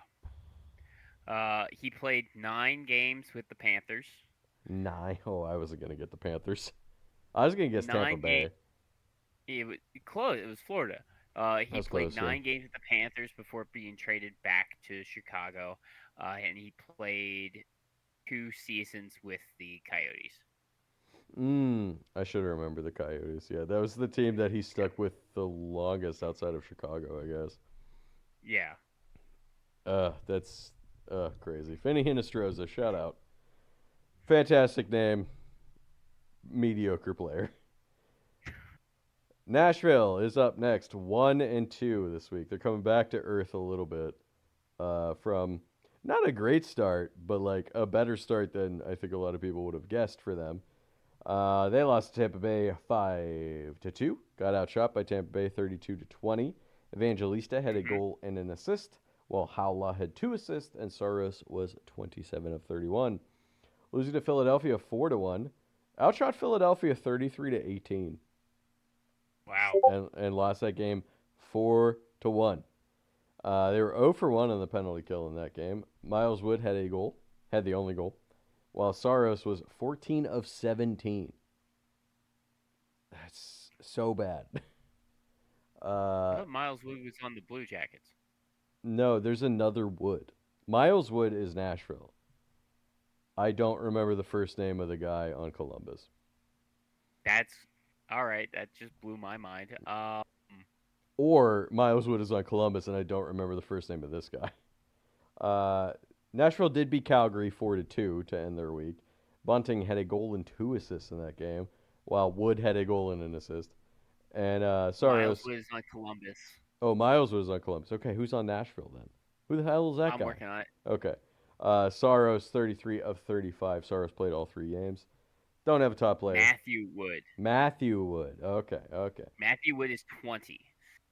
That makes sense that we were like kind of like, who is that guy? Who's the other Wood? Nashville 2 for 9 on the power play, 6 for 7 on the penalty kill, not bad. 5-6-2, which is more aligned with I think where most people thought Nashville would be this year. Yeah, but it's still better than last year. Still better than last year. Oh boy, but you know who's not doing better than last year? St. Louis. St. Louis. Who St. Louis is doing bad to kick the year off. 0-3-1 this week. Yeah. Yikes. Losing to Pittsburgh 6-3. Bukestad did have a goal and an assist. Hoffer 20 of 25. Losing to Detroit 5-2. Broberg had 2 assists in this game, while Shannon Kyrou had the goals. Bennington 15 of 19. He only faced 19 shots, Oof. and he gave Again, up 4 goals. less low Mm-hmm. danger, more high danger. Yeah, yeah. And then they lost to Vancouver 4-3 in a shootout. They outshot Vancouver 39-18. So Vancouver, another team that's doing that. Vancouver had no business going to Overtime in this like game. regular. Yeah. Well, they did, and they won. So Like, Vancouver had some lucky bounces. St. Louis also had some lucky bounces this game, but when does Thatcher Demko miss glove a shot? not often. Yeah, Yeah. So not often. Suter, Sundquist, and Fowler each had 2 points in this game for St. Louis. speaking of American goalies, Oh yeah. Oh, I forgot about Thatcher Demko. me too.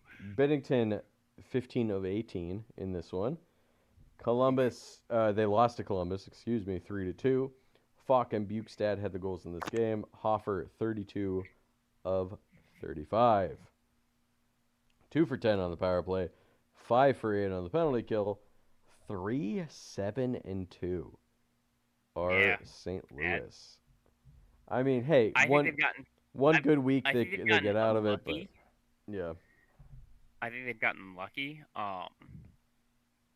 Minnesota's more worrying with how they've played. Minnesota doesn't to, look great. Yeah. Like, they've gotten the wins, especially this past week, but they don't look good doing it. Well, they only the one.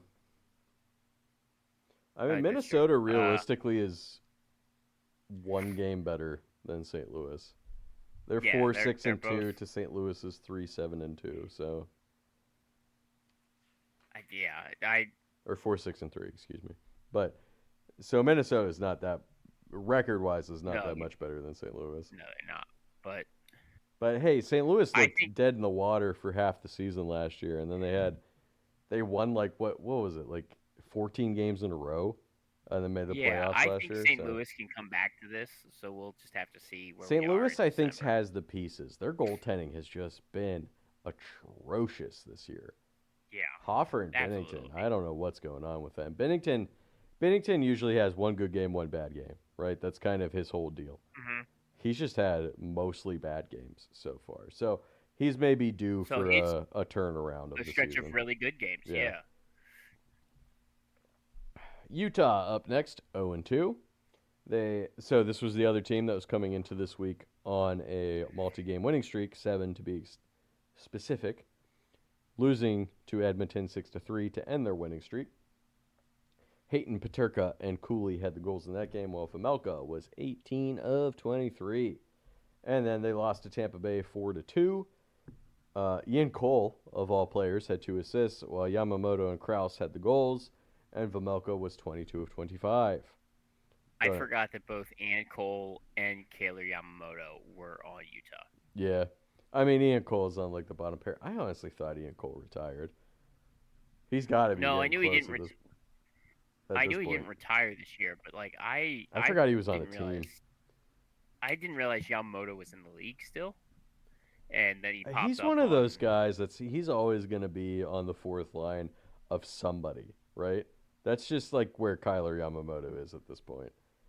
Um, Utah does not have a top player. 0 for 5 on the power play, 3 for 3 on the penalty kill, and they're 8-4 on the season. So their first bad week of the year.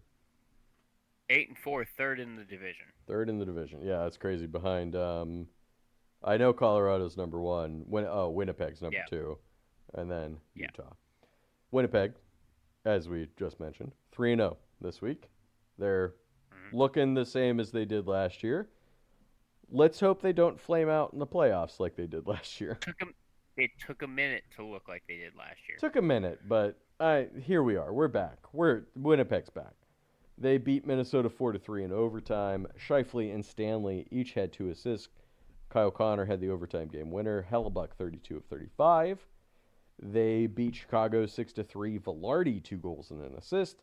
Scheifele and Connor a goal and 2 assists. DeMello, Morrissey each had 2 points, while Hellebuck was 21 of 24.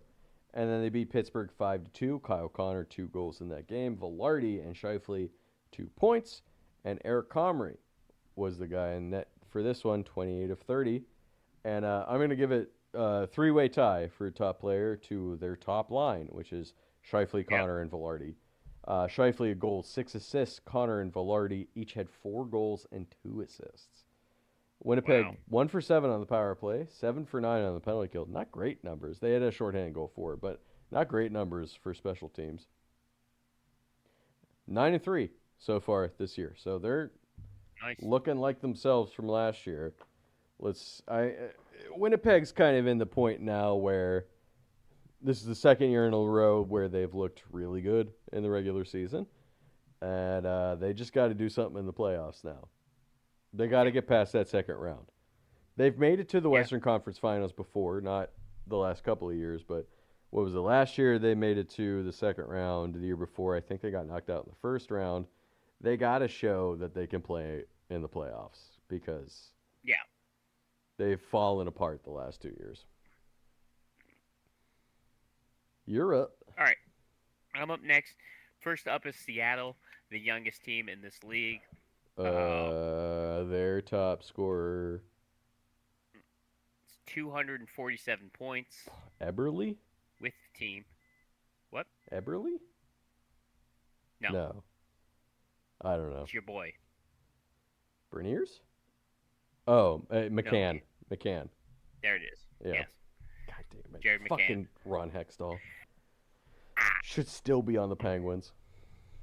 They went 0-2 this week. They only played 2 games. They lost both in overtime. We talked about both of these games so far. The 3-4 overtime loss against Montreal. Brandon Montour had 2 goals and assists in this game. That's a lot for 61%. him. Yeah, 61% on the faceoff. All 3 points involved him. And the 2-3 overtime loss against the Rangers. Chandler Stevenson had a goal and assist. Outshot by the Rangers 27-13, like you said. They were 2 for 6 on the power play. 3 for 5 on the penalty kill on the week. And Brandon Montour is their top player this week with 3 goals and 1 assist. Wow. And Seattle is Big week for him. 5-2-4. They're another team, just like Colorado. They only have 2 regulation losses. Currently, Seattle has a wild card spot. And what's that? 14 points, I believe. Yes, they do.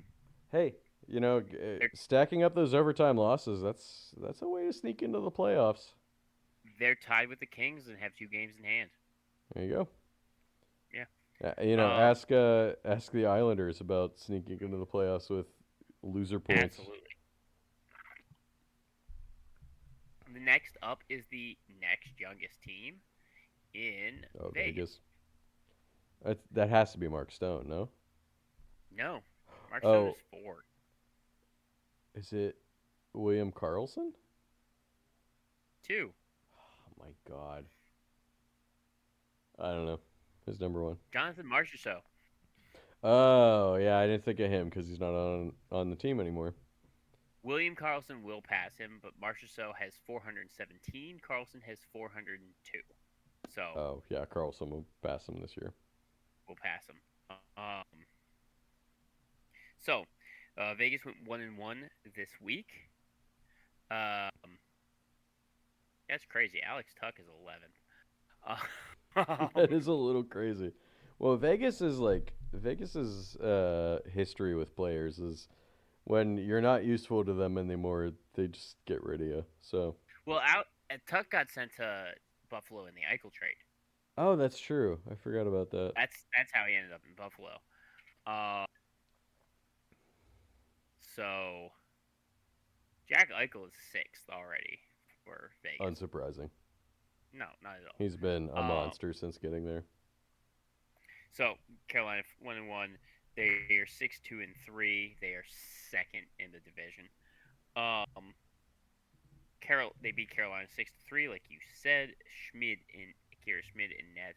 Eichel 2 goals and an assist in that game, and then they lose to Colorado 2-4, like you already mentioned.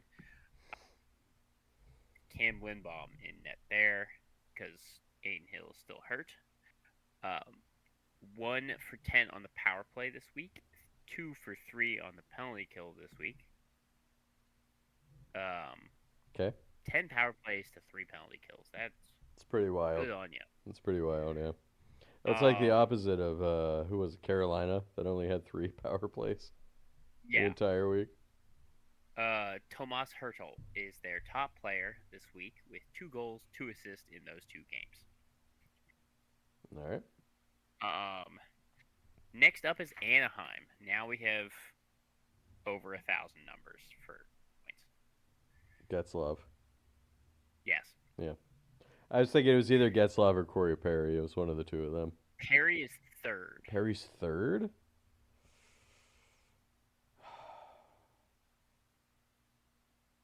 You think of Winnipeg. Is it Solani? I was gonna guess it was Solani. Yes. Yeah. Yeah, Yeah. That's a lie. he did play for the Ducks for a while. He actually has only 20 less games than Perry played for the Ducks.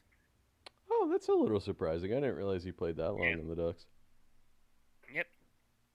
But yeah, Getzlaff is their top player with 10-19, and I'm with 3-0 this week. Hell yeah.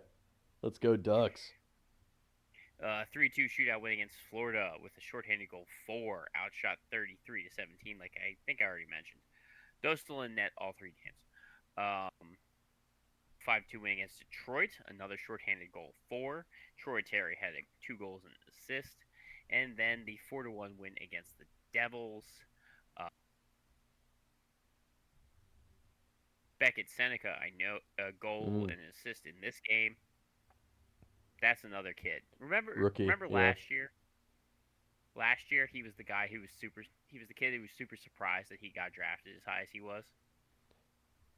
Hey. He's that meme of like him just looking confused when his name is called Hey in man. Vegas. Look at him. That's that's Beckett. There's a Um, bunch of rookies who look good this year. I mean they look Schaefer real good. top of the heap, but Seneca, the two in Pittsburgh have looked okay. Not as good as Schaefer, obviously, but there's a bunch Yeah, of young kids in the league that look pretty good. the league will be all right. I guess so. 2 for 12 on the power play this week.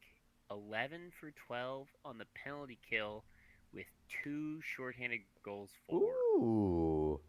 And that's coming Ooh, off look of at you! what was it last year? They were real They bad were at bad. that They last were year. bad. Is that Joel Uh, Quinville coaching experience there? I think it is. They have two top players. One, Leo Carlson, 2 goals, 5 assists in those 3 games. Ooh, damn. Um, yeah, It's a good week they're for gonna him. lock him up. Yeah. Um, and Lucas Dostal is their other top player. Saved 91 for 96, which is a 947 save percentage, 1.67 goals against average. 3-0 this week. What's their record overall? 7-3-1. They're at the top of the division. Oh shit! I was gonna say, are they number one in the division? That's They are crazy for number the one. Ducks. Let's go Yeah. Ducks, baby. Let's get that.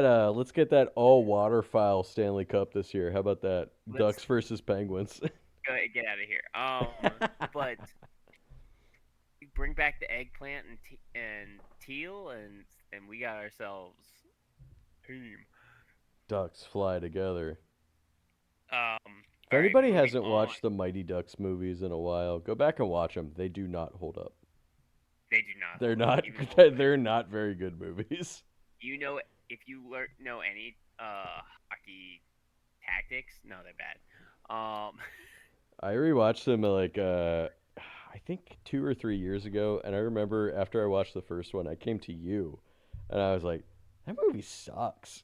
That movie is not I mean, good." also like they're saying Emilio Estevez would have been like, he's what was he best friends with Madonna Was he? as a kid?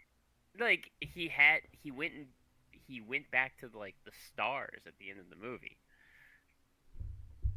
I don't remember. I would have to go rewatch it again and be like, "Wow, this movie's not very good." I mean, any movie where you're relying on the child actors to carry a lot of it is probably not a very good movie.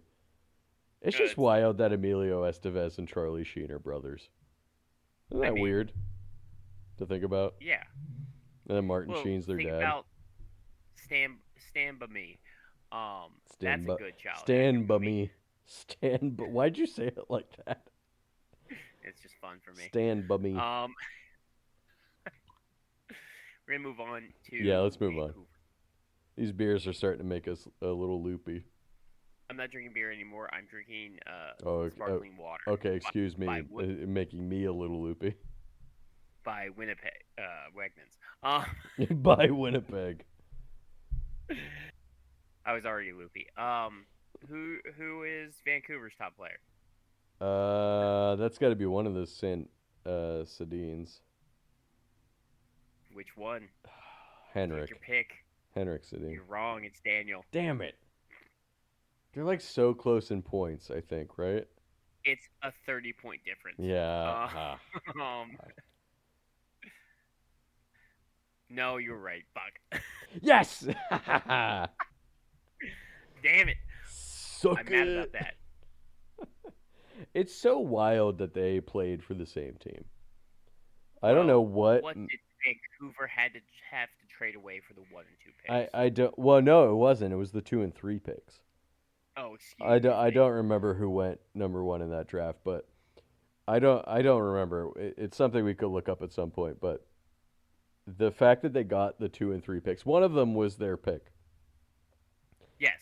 I think it was the number 2 second pick, was their but pick. they were like they gave up a shitload to get that third pick to get both of them. And honestly, Absolutely. good decision because Well, also, they the almost won them a Stanley Cup in 2011, the two of them together with a bunch of other brothers- players, but The brothers did say it's like we only want to play together. I mean that's fair as well. So I guess you could say like Vancouver maybe didn't have to give up that much, but you get one of them, you get the other. Henrik is number 1 with 1070. Daniel is number 2 with 1041. Insane. And Henrik played 24 more games than Daniel. Oh my god. That's So if they played the same amount of games, they might be tied. Could you imagine if they were tied? That would be outrageous. So, yeah. Vancouver, on the other hand, went 1 and 2. They got shut out by the Rangers, like you said. Then they beat St. Louis in a shootout 4-3. Kiefer Sherwood with a hat trick, 3 goals in that game. He's been playing Outshot great by so far this St. year Louis. for them. He's been playing fantastic. He's another UFA this year who I don't see him going to UFA.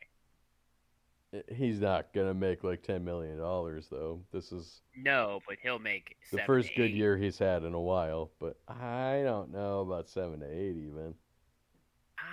Maybe I five mean, or six if he keeps it up.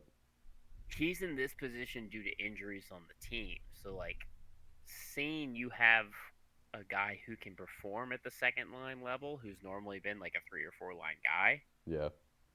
like I that don't might get know. you. He just like strikes me as a dude that once he signs that big contract, if they sign him for like $7 million, he's never gonna do this again. Is Oh no, what it strikes me.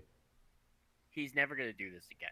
But mm, mm, I he's mean, he's your hard if nosed. they offer it to him, if I was him, sign it absolutely. Oh yeah, he's an all gas no brakes type of player, Yeah. and now it's working out for him. Like Hey, he's always played this way, might but might now get the him a lot goals of are money. Might get him a lot of money. coming. If he ends up with like 30 goals, he might get $6 7 million, six and a Yeah. half, something like that. Finishing off with the 2-5 loss against Minnesota. They were 1 for 9 on the power play, 6 for 9 on the penalty kill. Drew O'Connor is their top player this week. All Two right, goals, 2 assists. good for him. They are 6 and 7. Ugh, come on, Vancouver. You gotta Uh, put some next stuff together. next up is Calgary Mm-hmm. with 1095 Oh, points. oh, I'm sorry. I forgot we were doing Okay. this. Yep. Oh, Iginla. Yes. Yeah. Duh. 1-2-1 this week. They are 3-9-2. Yeah, they're really bad this year. They're real bad. 3-4 loss against Toronto. 3-4 shootout loss against Ottawa. Shorthanded goal against. Block shots. Um, Calgary had 7 block shots to Ottawa's 21. Well, The 7 to 2-4 21. loss. Yeah. 2-4 loss against Nashville. Outshooting them 35-24, which I believe you mentioned. Wolf did get pulled in this game. Cooley comes in going 12 for 12. Then 2-1 loss, 2-1 victory against Philadelphia. Huberdeau, both goals in this game. I'm doing great. Huberdeau. 2 for 11 on the power play, 11 for 13 on the penalty kill. Huberdeau is their best Hey. player this week, with 3 goals and 2 assists in those 4 games. If they're gonna turn this season around at all, Huberdeau has got to figure his shit out. And I know I mean, been saying this for years at this point. Remember when he had 100 points in Florida and then they traded him for and then they Kachuk? traded him for another 100 point It's the player, only time that ever happened, I think. And then and they he sent is Uyghur just. as well. Oh, that's right. They did send Mackenzie Weegar as well. And it's just he's just never done that again. Yeah, well, because he was playing with Barkov. True. It's that Barkov bump. Um, Next up, surprisingly, again, we only have 3 teams left. Uh huh. Next up is San Jose, third in the highest Marlowe. points with yes. Yeah. 11 I was gonna say 11 Thornton, but Marlowe was there for longer. 11 make a wish. Oh wow. Thornton Thornton is number 2. Yeah. Um, so, but when you have 1,600, 1,700 games for one team, Well, Marlowe played there for a really long time, and then he went to Toronto, and then Pittsburgh, and then I think somewhere no, else. it was 1,600 games. Yeah, it's insanity. So it's a really long Um, time. I wish he had just stayed Thor- there. Thornton has 500 less games played, and only 60 points away. Less Oh than 60 wow. points away. Oh, that's Yeah. wild. The Joe Thornton thing is so crazy. If you go back in retrospect and look at that trade that sent him to San Jose, I think he won the Hart the year He did. before in No, he won Boston. the hard. He won the Hart that Oh, year. he won the Hart that year. I don't remember why Boston traded him. It was like some I stupid don't ass know. reason. It was just like in that long string of trades where Boston sent off superstar players that they had in Thornton and then Kessel and then Sagan, like Yeah. in like a 6 or 7 year period, where it's just like, why did Well, Boston do that? You know? Sagan. The whole thing with Sagan was because he liked to party. So like, Yeah, and I think the whole that, thing with Kessel was that they questioned his like dedication to the game, but like that was the same as Sagan because he liked to yeah, party. Like, I don't remember. It must have been the same ish thing with Thornton too. But then like because Thornton's probably a Hall of Famer. Sagan and Kessel are Hall of Very Good, right? And it's just like you could have had a team that like theoretically could have had all three of those players at forward. remember all of what Mike Milbury gave up when he was the GM of the Islanders. Like True, true. For Alexa Yashin. Zador, Zadorov. Um, No, Zdeno Chara. That's who you meant to say. sorry. Yes, yes. There was a big Z. Excuse me. A big Z. Um, One is better than the other one. a lot. Yes. Anyway, San Um, Jose. went 2-1-1 this week. They are looking much better. The vibes seem much better. The 3-4 loss against the Kings. Kurashev a goal and assist. They outshot the Kings 40-14 God in that damn. 3-4 loss. Yeah, the San Jose Sharks 40 40 to shots. 14. Oh my god, excuse me. I hiccuped. They they beat the Devils 5-2. Mm-hmm. Wettenberg a goal and assist in that game. The 3-2 overtime win against Colorado. Kurashev another 2 goals. You already said how they were outshot. Askarov with a 9.74 save percentage in that Colorado game. And then the shootout loss against Detroit. Dickinson gets his first career goal. They were outshot 18-31, and then they were 0 for 12 on the power play. Oh my god. Jeez, oh boy. 6 for 8. So 2-1-1, 0 for 12 on the power play. Hey, if you get that power play figured out, you might. That might have been 3-0, honestly.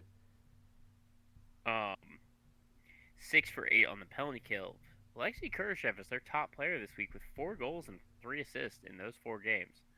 7 points. It's not bad for a cast Uh, off from Chicago, I think. mm-hmm. Next up is the LA Kings.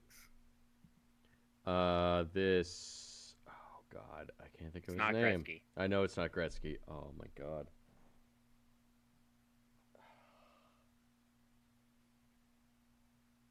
What does his last name start with? What letter? D. I don't know. I can't think of his name right now. It's Marcel Dion. Marcel Dion. Of course it is. Yes, I'm sorry. Yes. 3 beers deep, Um, with no lunch or dinner eaten. I can't think of Marcel Dion's name. Kopitar is close. Really? Okay. Well, Carpenter's been there for a long time at this period. At this point, Kopitar excuse me. is 25 goals away. 25 points away. 26. Well, I think he's 25 injured times right now, 26 so points. maybe he is can get him. injured. Maybe he can get him by the end of the Yeah. year. But yeah, it's Marcel Dion, then Anze Kopitar. Kings went 1-1-1 this week. The San Jose Sharks are 4-6-3. But the Kings are 5-4-4.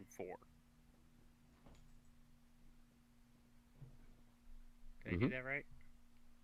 That sounds right. Yeah, The 5-4-4. I mean, the Sharks didn't have a win until last week, so Yes. The Kings are 5-4-4. They beat the Sharks 4-3, like we said. Brent Clark, 1 goal, 1 assist, including the game winner. They did blow a 3-0 lead in this game. that's really bad to blow. You can't be doing that. And Brent Clark only played 13 minutes. Block shots were 23-12. So remember, they were outshot 40-14, and then they blocked another 23 shots. Oh my God. Um, Next up is the shootout loss against Detroit, 3-4. Perry 2 goals in this game. They were 2 for 3 on the penalty kill. At least they had a short-handed goal for. And then the 1-4 loss against the Devils, where they gave up 2 short-handed goals against the Devils.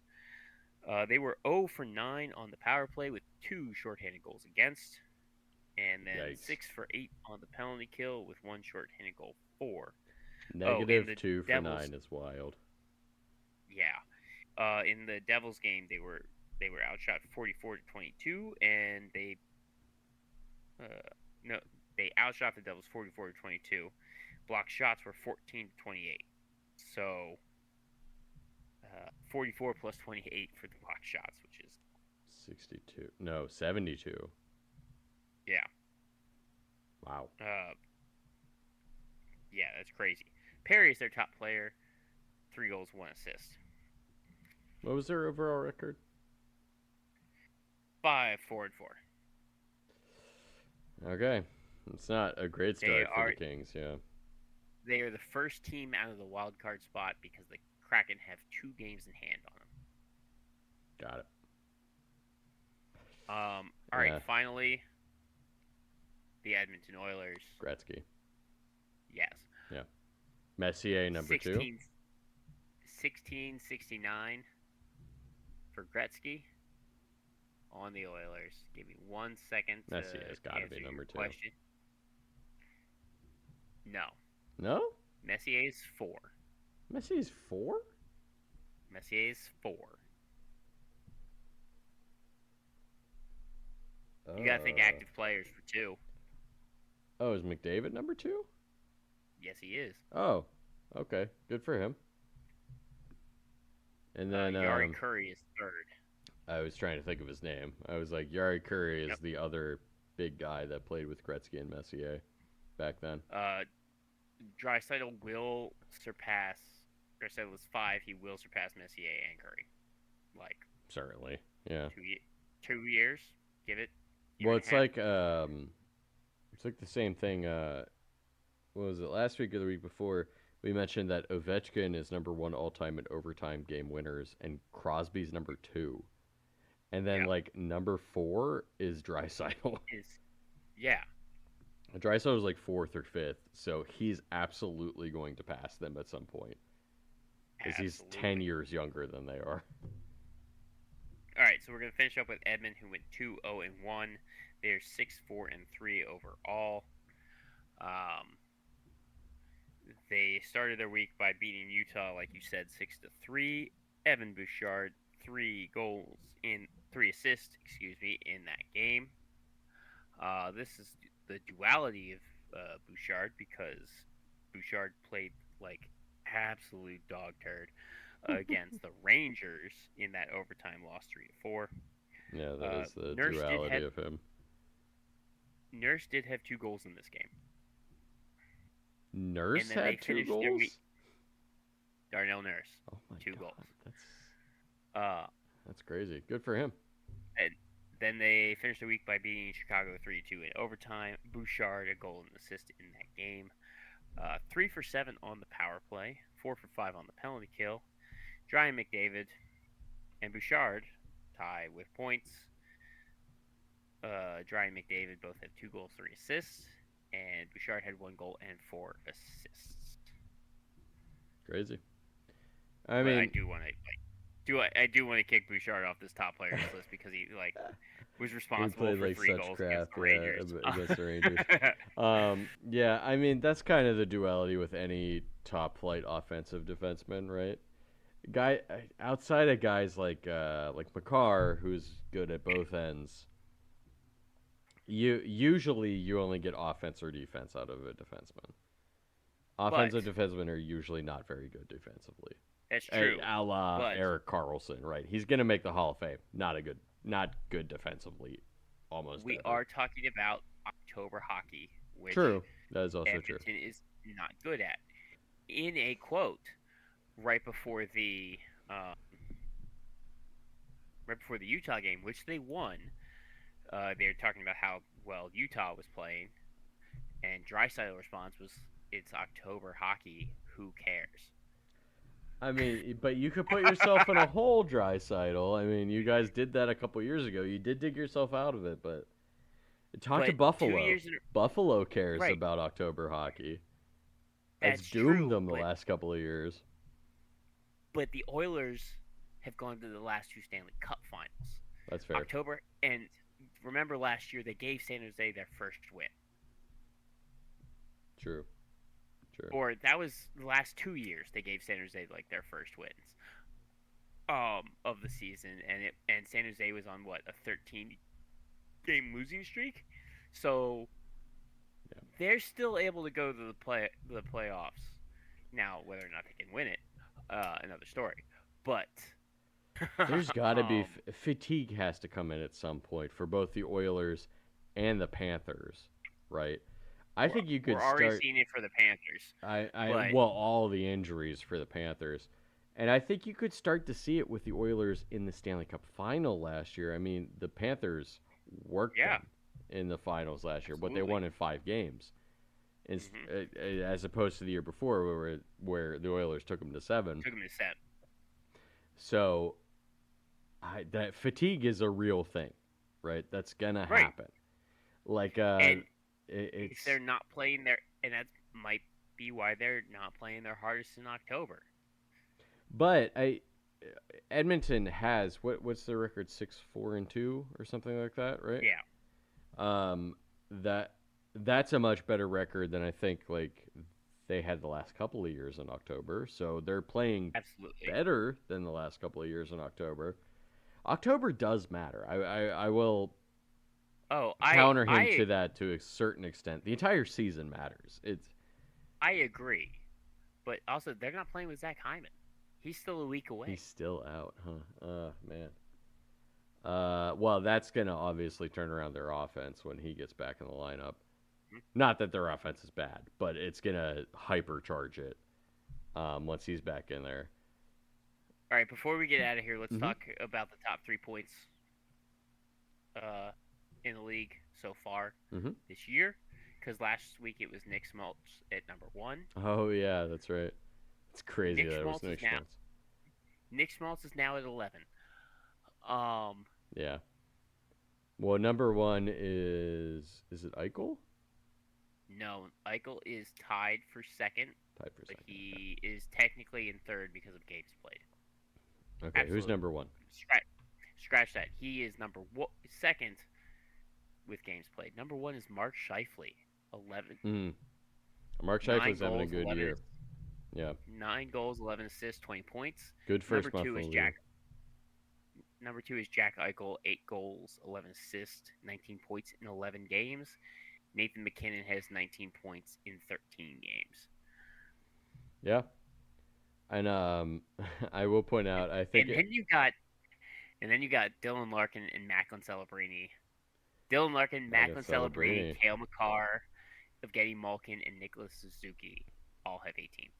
Yeah, Evgeny Malkin has told everybody basically to shut the fuck up. That people being like, "Oh, it's his last year. He's lost a step." He has 18 points. He's like 2 points off the league lead or something like That's that. up, 3 points, yeah. absolutely. So he's told everybody to shut the hell up this year.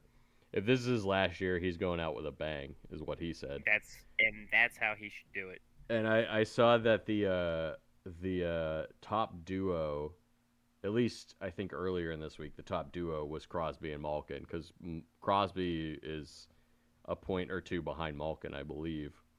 2 points, 16 points. Yeah, so they have 32 points. I don't know if that's true anymore with like Makar and McKinnon, but um, it was like they were the number one duo, and they had so many more years combined compared to everybody else near them. Oh, absolutely. I don't count McCarr and McKinnon because McCarr is a defenseman. Like Mm, you have 4 offensive lines and you have only 3 defensive pairs. So like, fair yeah, you enough. can match them up better. But I don't for duos. I'm not counting McCarr and McKinnon. Um, though I should because of how bad McCarr was without McKinnon on the ice too last year. Yeah. Yeah. I mean, Makar, right now, I think I saw his stats earlier today. It's like he has like 18 points. Is that what you said? And then the next Yep. closest defenseman to him has 11. So Oh he wow. has wild points right now for a defenseman. Absolutely. It's what are they? 7, 1, and 5, I think is what I said. So he has nearly 2 points a game, like getting close to more than a point and a half per game, which is wild Uh, for a defenseman. it's three. It's actually three defensemen with 11 points. It's Fox, Sanderson, and Morrissey. Yeah, yeah. So he has a 7 point lead on any defenseman anywhere near him. Hmm. So that's a crazy first month for him. Absolutely. But that is the first month of the season. We'll end it there. Well, we've gone way over time at this point. Thank you Way guys over for listening. As always, thank you for listening to all of our tangents. Hey, bearing with us. if you skipped through them, I understand.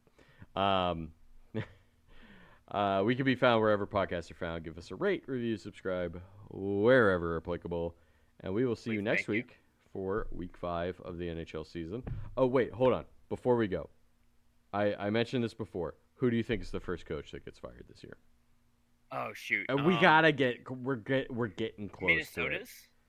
I think Minnesota's a good choice. St. Louis, I think, is a good choice. But they have Jim I don't know. I think Montgomery. I it's don't think they're Montgomery. gonna I think fire Montgomery. Montgomery. No, they're not going to fire Montgomery. They're closer to bouncing back. Um, Ottawa. Ottawa hasn't. Hiller, Ottawa's bounced back a little bit, but they've. but they're 6-5-2. They're right out of like they're one of those Mm, teams with 14 points. So who fucking knows? yeah, Um, I don't know. I feel is like Ottawa's Travis Green or Sheldon Keefe? Sheldon Keefe's no. New Sheldon Keefe's Jersey, New correct? Jersey, All right. so it's So Travis it's Green Travis in Green. Ottawa. Um, who's had a poor start to the year? Maybe Minnesota. You might be right. Maybe Minnesota's coach is number one. I I just mean, I gotta would like like it to be. I would. I would like it to be Hiller for the Kings, but They're not off to a great start either. Yeah. well, it's because they don't. He doesn't play him right. Brent Clark has just started getting more than 13 minutes a game Which is crazy. He's your this week. that like we went over it in the preview, but that defense is slow as fuck, and they Slow as traded fuck. Jordan Spence for literally no reason, for Cody Yeah. Cece essentially. All right, let's go with And Minnesota. I think Minnesota is a good guess. I think Minnesota is a good guess. All right, we will see you guys next week for Week 5 of the NHL season at the same puck time. Same puck plays. Goodbye. Bye.